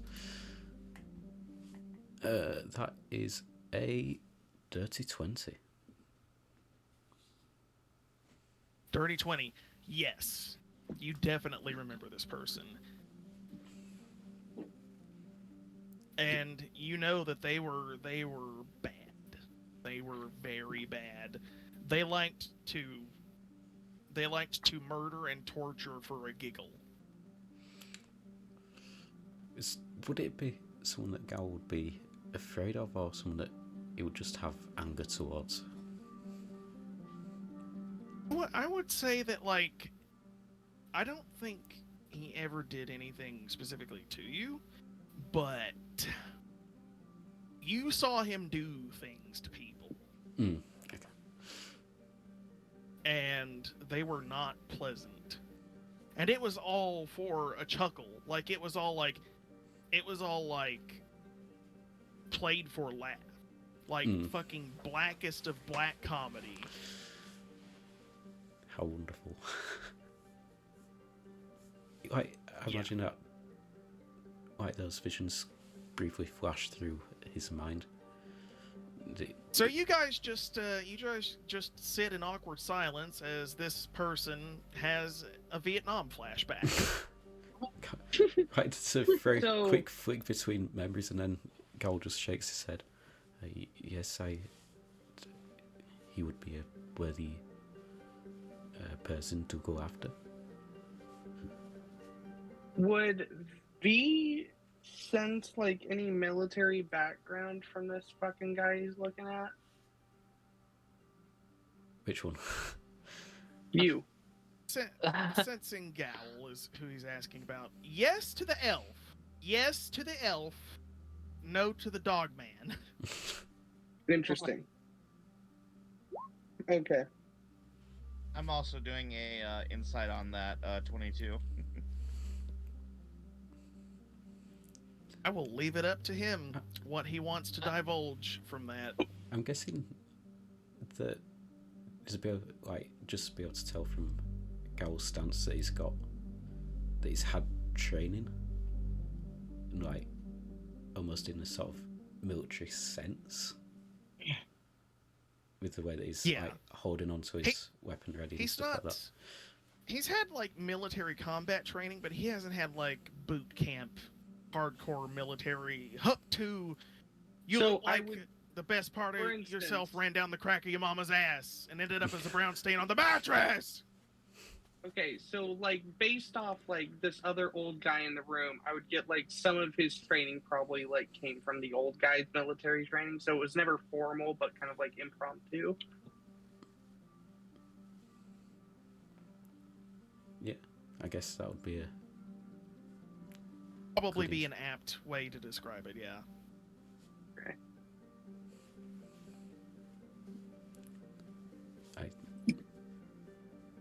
Yeah, Nebula. Oh, are we outside or are we inside? you're outside in their back garden, which is a very like lovely sort of French style chateau back garden. Like it's got flower bushes and flower beds and fountains and busts and all sorts of things like that. Yeah, Nebula steps away towards the plants again. Lilith would follow. Basically say, ignore our powerful friend. He has a weird habit of this. I understand. Yes, well, they've all got their eccentricities. He just glares at Odd Job.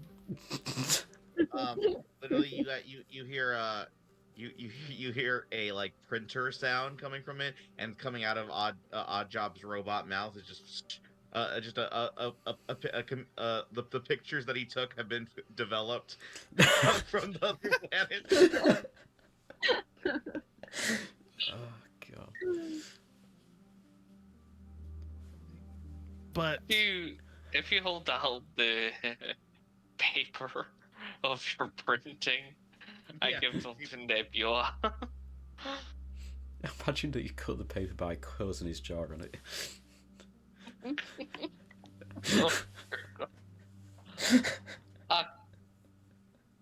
Look what the robot did for us. Just like I give it to Nebula. Just I like was assured that the people we're picking up for these missions are extremely skilled in their particular fields. And they might also have some quirks.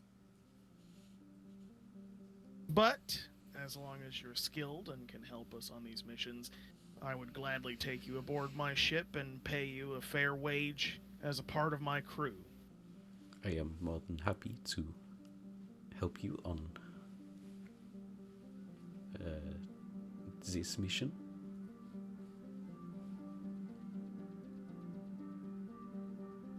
Ulendil just rests his hand on your shoulder. Are you sure about this? Yes, I am sure.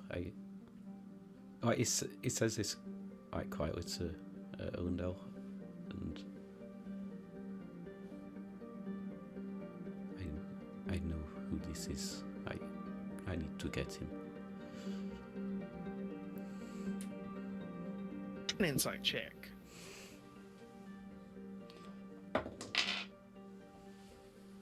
Insight. That is a 16. Tell, looking into his eyes, there's sort of a mixture there of sadness that you're leaving, worry about what might happen to you when you're gone, but also pride in that you're facing up to this. Just that you're facing up to it. I think he'd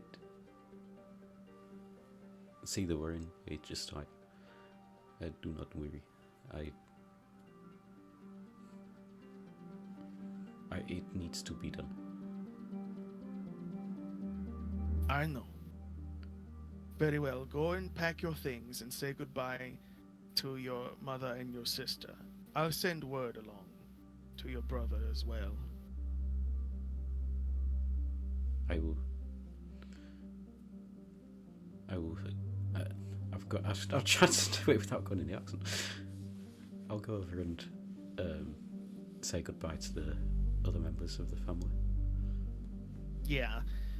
You basically have to go inside for your sister, your youngest sister, who is basically just, she's in a little bit of painting when you come in, and she's like got some earbuds in and she's listening to some music. And like she's painting a still life of one of those flowers that Nebula had sniffed back on Equestris Prime. And she just takes her earbuds out and she's like, "Hey bro, you need something?" He holds out his arms as though for her to come over. She seemed a little bit awkward and like, because this isn't something you usually do. No. She like gets up and she goes over and she just pulls you into a hug and she's like, "What is this about?" I have to. I have to go. I need to go away to take care of some business.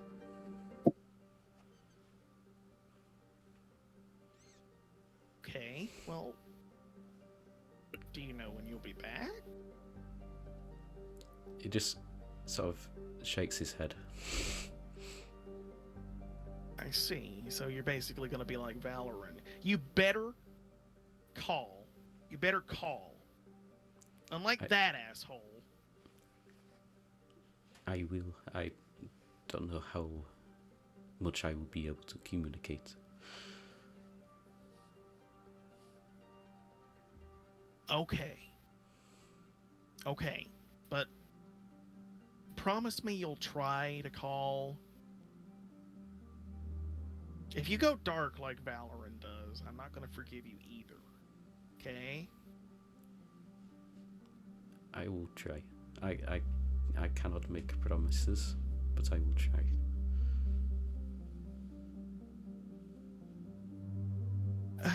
That'll have to do. And she goes over and she has like arrangements of flowers and all sorts of different things. And she plucks sort of like probably like a yellow daisy and comes over and just like affixes it to your shoulder, almost like a lapel. And she's just like, there, something to remember me by. He's trying not This to show is it, such a fucking death flag. He's trying not to show it, but there'll be a slight tear go down his face, cause I know they made you feel better when you were bedridden, so just think of us when you need a happy thought. Okay. I'm sure Lundell will give me a way to get in touch. I'm guessing you want to go and say bye to Mom too. She's in the training room in the basement. Be careful when you go in, because if you startle her, you know how she is with the throwing knives. I will try to do it the correct way. I remember what happened last time. Good. Looks at like where it looks at a bandage that he's still got on.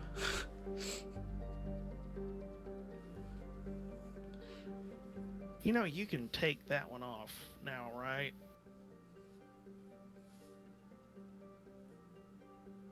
Oh, keep it. You'll probably actually need it at some point.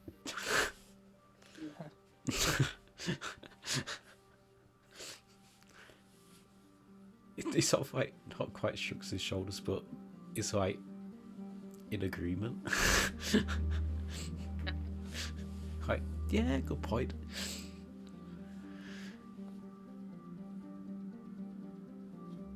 Okay, now go on. If someone's waiting for you, then they're probably getting impatient. And don't you dare leave without saying bye to Mom, or she will track you down. I've seen how scary she can be. I'm guessing Carol's seen now as well how scary she can be. Yeah.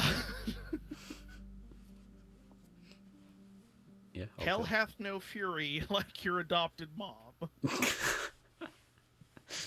I guess I'll go down to visit the mother.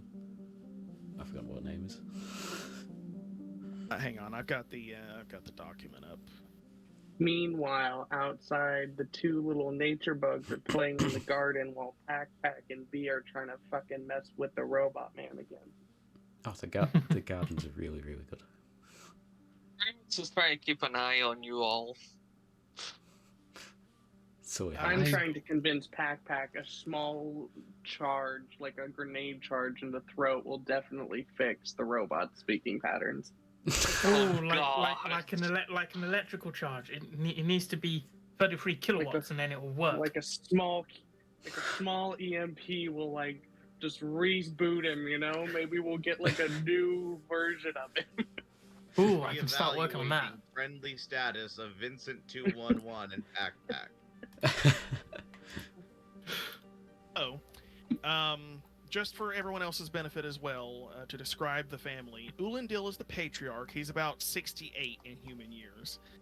He's got a kind and gentle soul, but he's clearly got like some war trauma.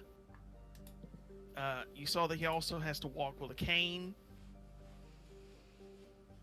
The sister, the youngest sister that you just said goodbye to, is Farinya. She's about 16 in human years, creative with a passion for flowers, having taken up pressing flowers, painting still lifes, and gardening. The mother is Alisona, who is about 56 in human years. She's also a war veteran. She's typically the more fun of the two parental figures. She's extroverted and optimistic, and she has a sort of way of treating life every day as an adventure. Everyday life as an adventure. So when you go into the basement, like, you remember to knock first, and as you knock, shield? like, Is there like a shield on the wall outside the door? yes, like there is one on the door, and you see like just the tip of a throwing knife come out of the other side of the door you're on, and then like you know it's safe because you've like broken her out of her focus, and you enter the room, and she's like, "Oh, you remembered to knock this time. Good." I take the knife out of the door as I walk through as well.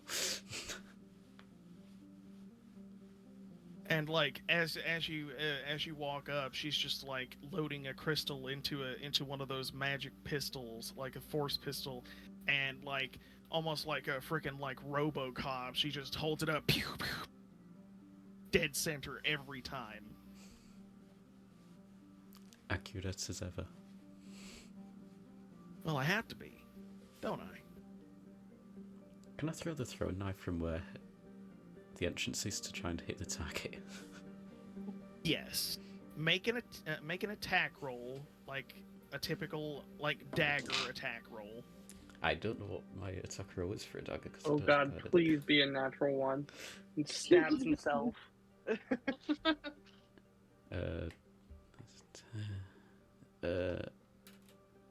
Oh wait, I do have it. That will be That'd Dex plus proficiency. It says +4, yeah. So that will be 14 to hit.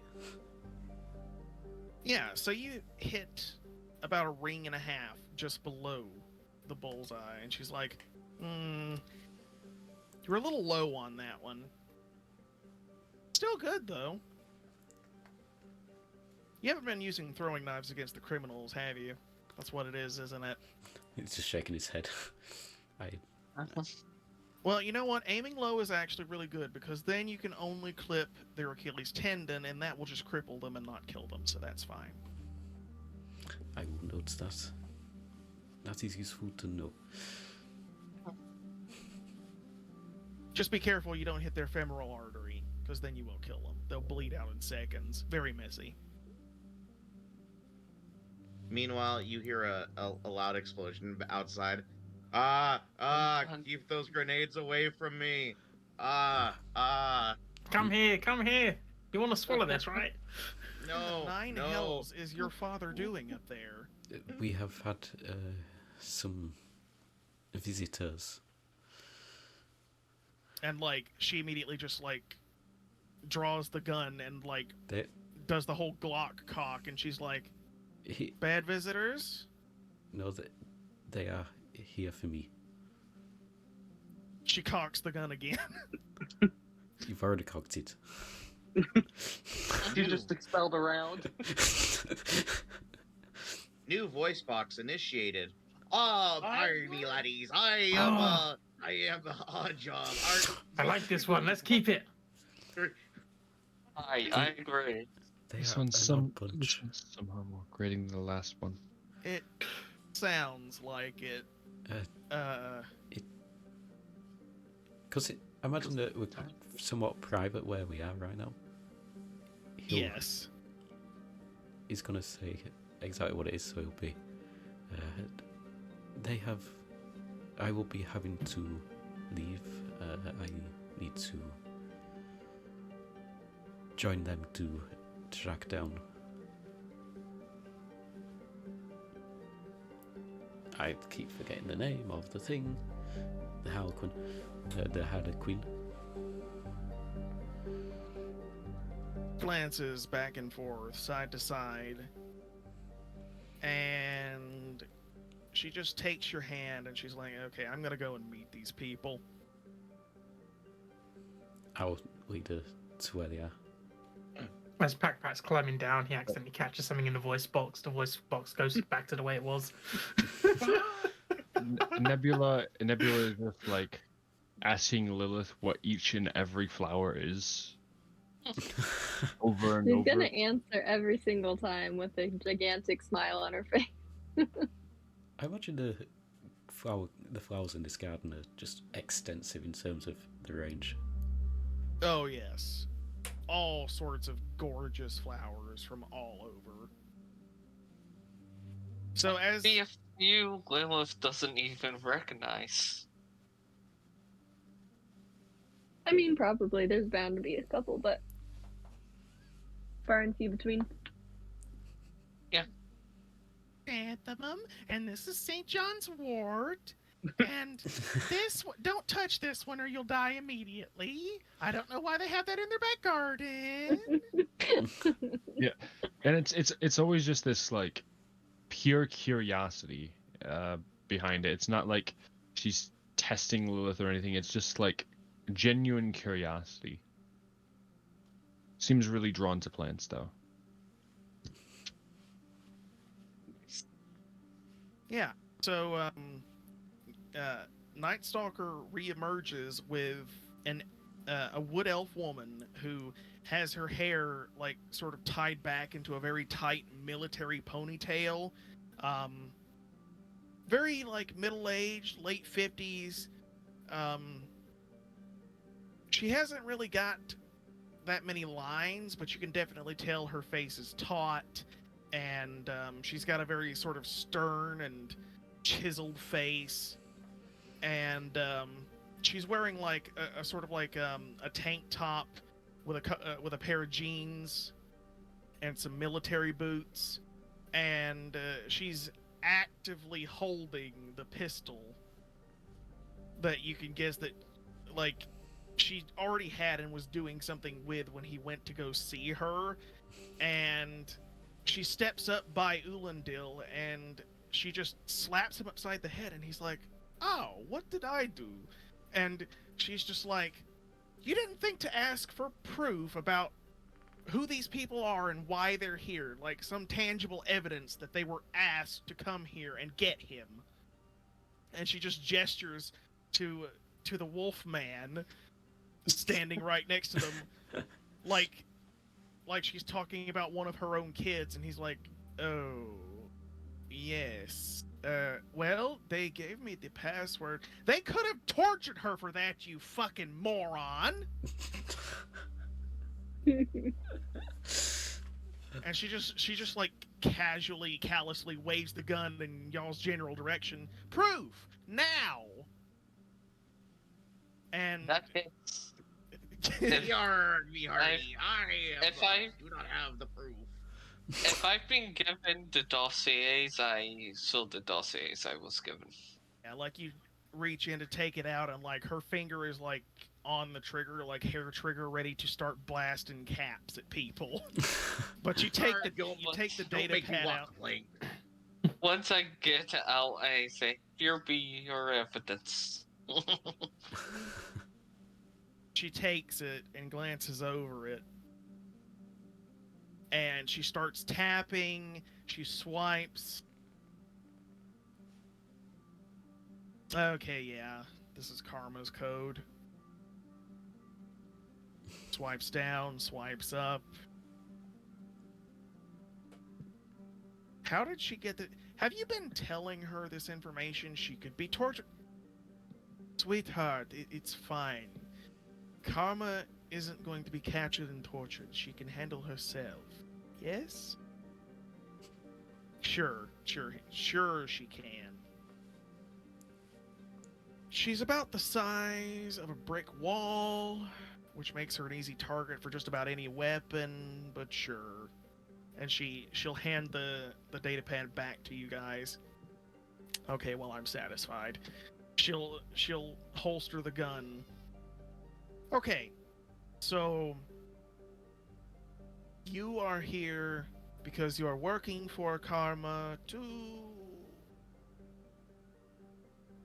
hunt these individuals down, these very bad individuals. Yes. Aye, that'd be correct. Or die.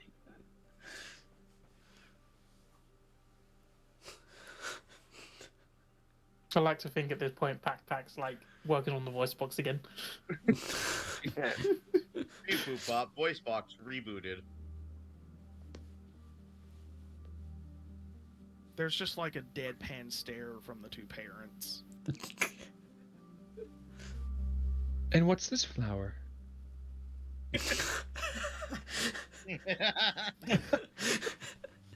Oh, God. Oh, Threava that's deadly basically. nightshade, sweetheart. Don't eat it. It'll kill you. Threava basically says, for the time being, I guess it's just best you talk to me and the captain for now. Probably, yeah. So you lead this bunch of, You know what? No offense, baby, but I'm gonna call this a circus. Because that's what I'm seeing in front of me right now.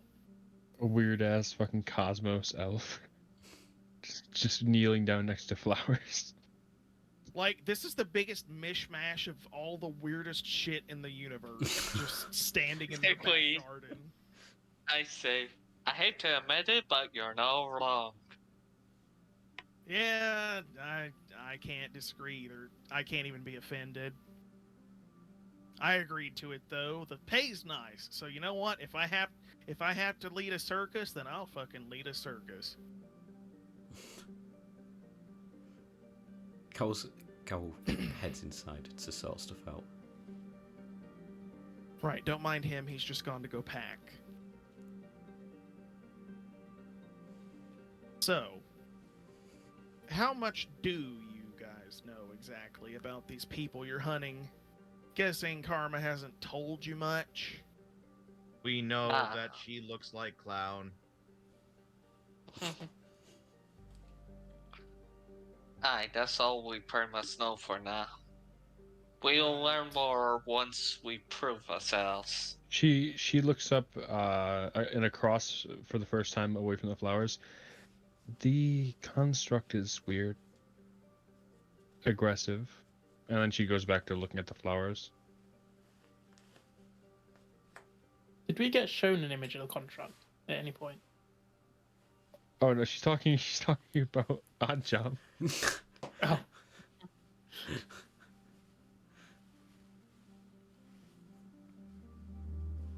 No, but the Oddjob was the crown, Harlequin all along. the Harlequin, did we ever get shown an image of it? Yes, it's in session text.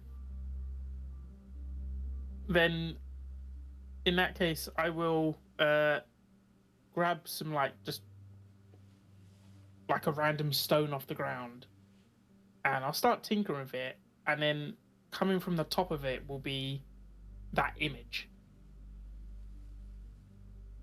I'll be using magical tinkering to produce the image of the Harlequin.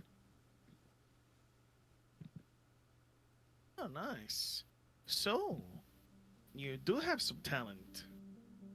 It's not all just parlor tricks and performance. This is good. I feel much more comfortable sending my adopted son with you. It's at that point my left leg falls off, and I trip and fall. Oh, not Take again. everything back. Don't mind him. He doesn't need the leg anyway. He's supposed to be a shooter, right? You shoot things, odd job. Pew pew pew pew. I'll take that as a yes. I go over, pick up the leg, start trying to reattach it. Here we go again. Well, if Karma specifically listed all of you, I'm sure she believes in your abilities, or has at least seen you in action at some point. Would she kind of like how Vincent would look up other people for like military training? Would she pick that up on anyone in the city? Yes. Like, she can see that the captain has military training, so she likes him. Everybody else, like, she looks at you specifically, though, V, and, like, you see a little bit of a nod of appreciation in your direction. Like, she can tell your background just by sizing you up. Just the way you carry yourself. Yeah. I think, while everyone's like having that conversation, trying to figure it out, he would kind of look at her and just say, Karma was the one who sent me specifically, so if you have any questions that need answering, I could do my best to answer anything. Were you acting as her second for all of this? You could say that in specific terms, but Karma really doesn't take on seconds very often. I was sent here by, well, the people in charge of me. So she has friends in high places in different locations, and I just happen to be their guinea pig. Just sort of gives a nod, like an appreciative nod, like, okay. Well, I find this acceptable. You at least know how to carry yourself. I can tell you are skilled. This eases my worry. And it also eases mine. And she just glances over to Ulendil and she's like, yeah, this is why you thought it was okay to not even check for proof. I will go make breakfast. That's what I thought. Can I tell which one of them would be potentially like more trained? She actively trains like almost every day for fun.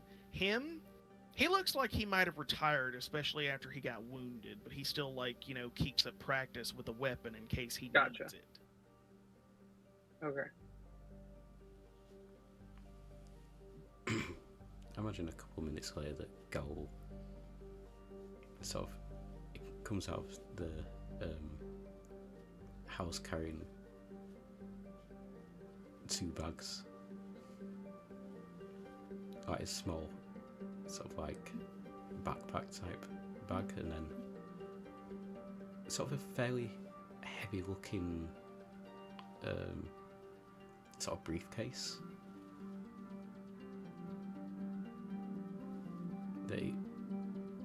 It's clearly quite heavy. It's not quite struggling with it, but it's clearly having to use a lot of effort to carry it. I look at you. Do you need some help with that? Oui. Yeah. And I give you a hand. And I take on board the ship and find the probably one and only personal clutter that hasn't been taken yet. I mean, I know what Josh knows what is in that. How heavy would it be? Pretty heavy. Okay, give a rough pound. Wait. Once Nebula sees that like the actual conversations are done, she slowly stands up and very sheepishly walks over to this wood elf woman. You look, and she just gestures up to her own ears. Oh yes. And it's just like a head a head tilt and these kind of glowing eyes in the face of some distant moon. Sort of scrutinizes, strokes her chin. You are elf, but you are not wood elf, or high elf, or moon elf, or sun elf, or... You know what happened with Cosma? I don't feel them anymore. Pardon? Cosma. Cosma. I can't say I've ever heard of this Cosma. And it's again same from when she was in the room with Karma and got the initial news. It looks like that's like a punch to the gut. And I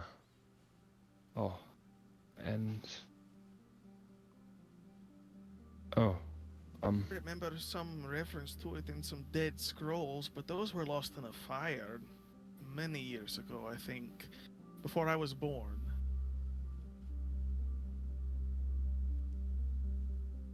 Besa, what was the location you said? Cosma? Cosma. Could B make a history check on that?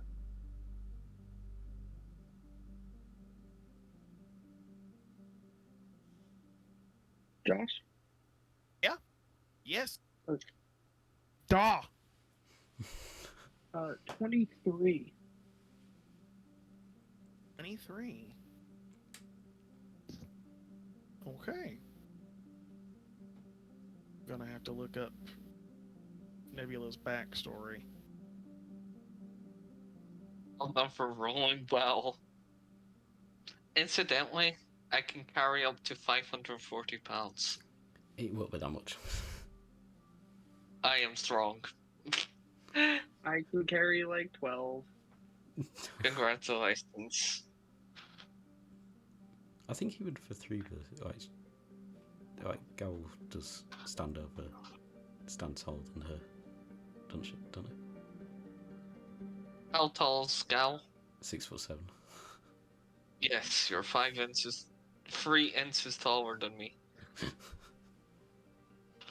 You are not exactly towering over me, No. but you are taller. Towers over And some when, of the others. how much would you say your big case weighs, roughly? That's a question for Josh. Josh? Probably somewhere around 200 pounds, maybe 250. I'd be like, well, this was more heavier than I was expecting, but I can still grab it. Thank you. Oh, that's word anvil. So, Maou, Mm-hmm. where exactly did you post Nebula's backstory again? We didn't post it. We worked on it together, and there's very little because of what we decided on. Oh yeah, was So I'll Cosma just- one of the things we didn't talk on then? No, Cosma's in the Oh. thing that I just bumped for you. Oh. Sorry, I'm a fucking moron. I was looking at our personal private messages. Nope, Cosma's at the very end right here.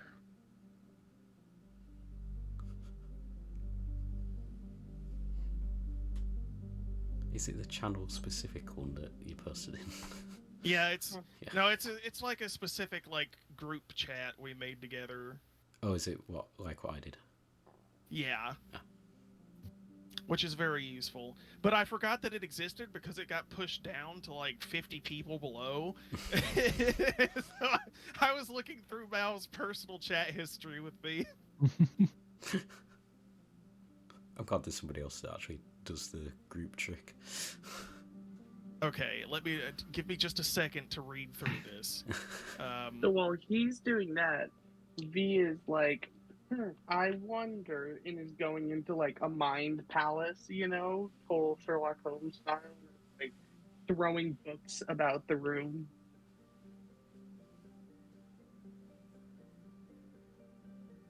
Okay. So what did you say your check was? 23, I think. 23.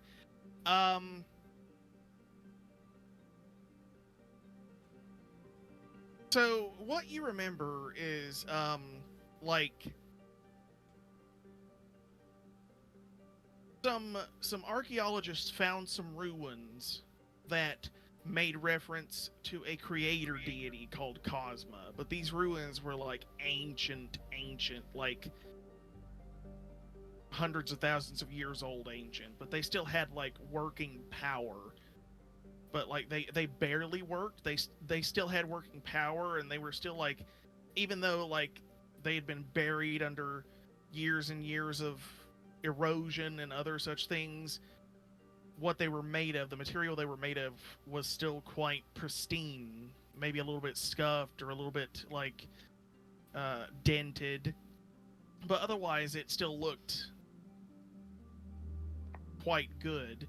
And they found references to a creator deity called Cosma. So, wouldn't this be setting off a fuck ton of alarm bells for V? Considering Yes, I would say the yes. research nature. Oh shit! All right. Now, if Cosmos, she doesn't finish the statement. I don't want to be rude, but how is it you look?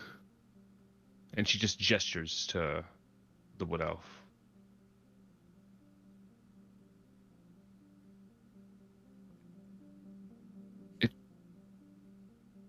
There were no.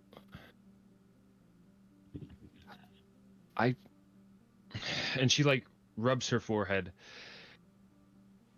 They're She's all. just as equally confused. This she's is. like, And she sees that confused expression. Like Nebula takes notice of that, and then just shakes her head and walks away without finishing the question. I cannot say that I have ever seen an elf like her. I think at this point, V, with the realization of the situation, kind of like claps his hands together. Well, it was wonderful to meet you all.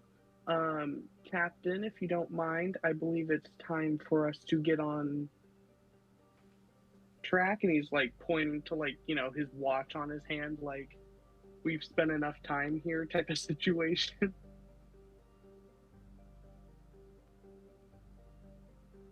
Yes.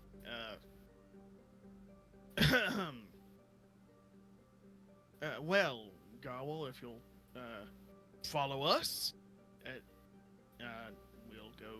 we'll go to our ship and we'll depart.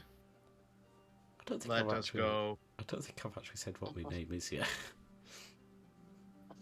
Well, we would have seen it on the. Oh no, because your thing was like fucking Yeah. Night Stalker or whatever. In case he'd say, "Well, Night Stalker, if you like, we'll Please, you can call me Gawhyl. Gawhyl. Okay. Yes. Gawhyl. It's the name that I gave to him when we adopted him. He didn't really have a name other than Night Stalker. I'll let him talk about that when he's ready. I see. Well, Gawhyl, if you'll follow us, we'll board our ship and depart. Yes, of course. Gawhyl turns around to... brain has forgotten the names.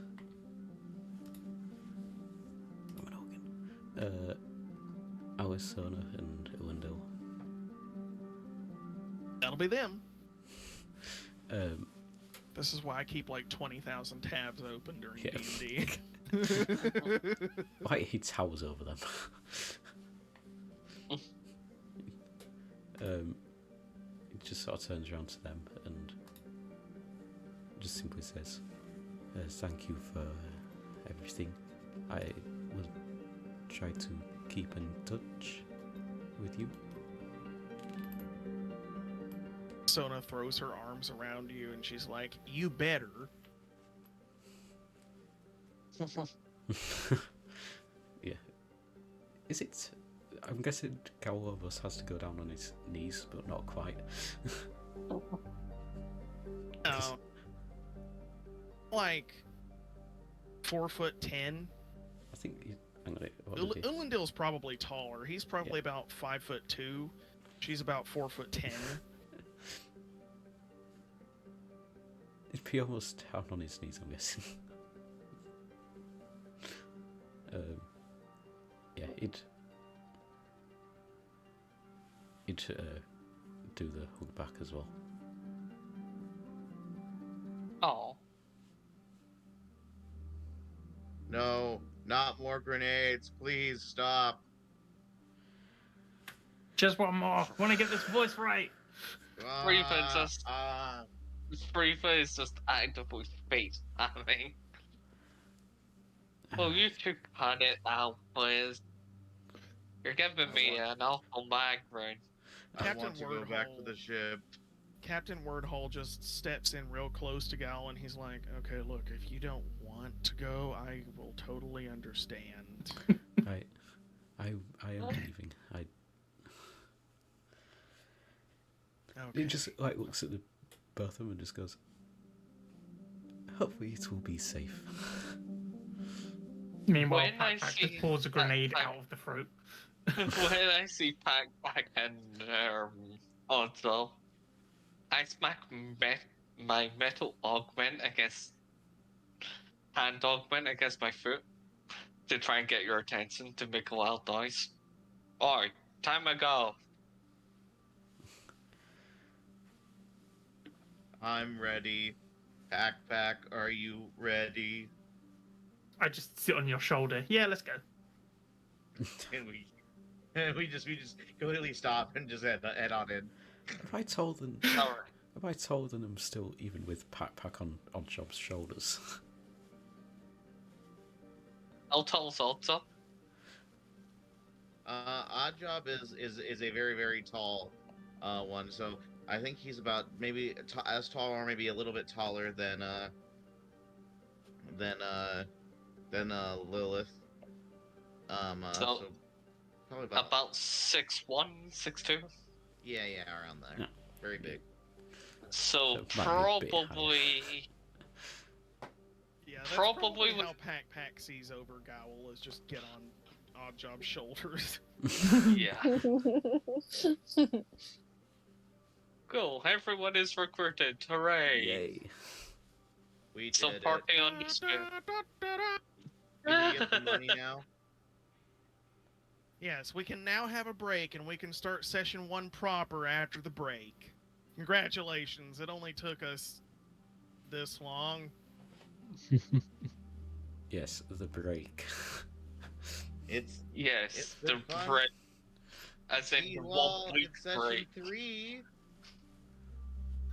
Technically session 1, since it took us 2 Yeah. sessions to do the fucking prologue. Congratulations. We have a large party. It's a large party, and we all get very distracted. Yes. That's Listen, understatement. we is a strong word, okay? Mm-hmm. Sorry. Goodbye, The audience. person who just wanted to look up plants for the entire session.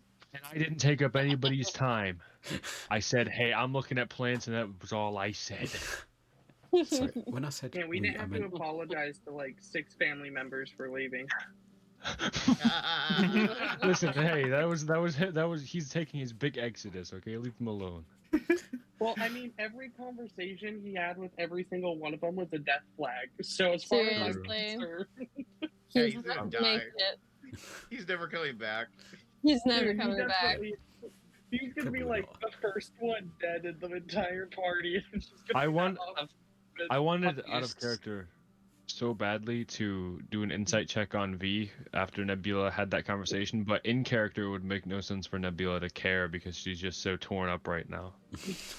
No, you see, Nate, it's where he's not gonna die first. He's gonna make a deal with the devil that'll get us all killed, like he's done I make so no often in the deals. past. Our character question: does Lilith have any weaponry? That's obvious. I didn't Also, see it in the art. is the recording over? We can end it now. Oh, Cool. goodbye. Josh, you need to end your thing. Oh, my camera? No, end your.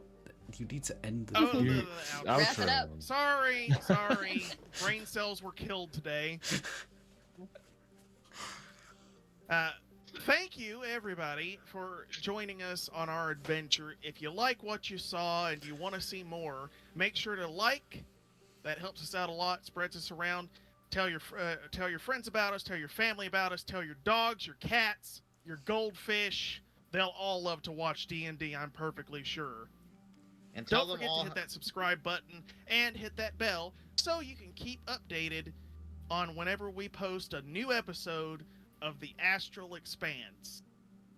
We've got a whole lot more fun and not shenanigans, but probably shenanigans in the future. Should you enjoy a lot of time wasting, At least one party wipe.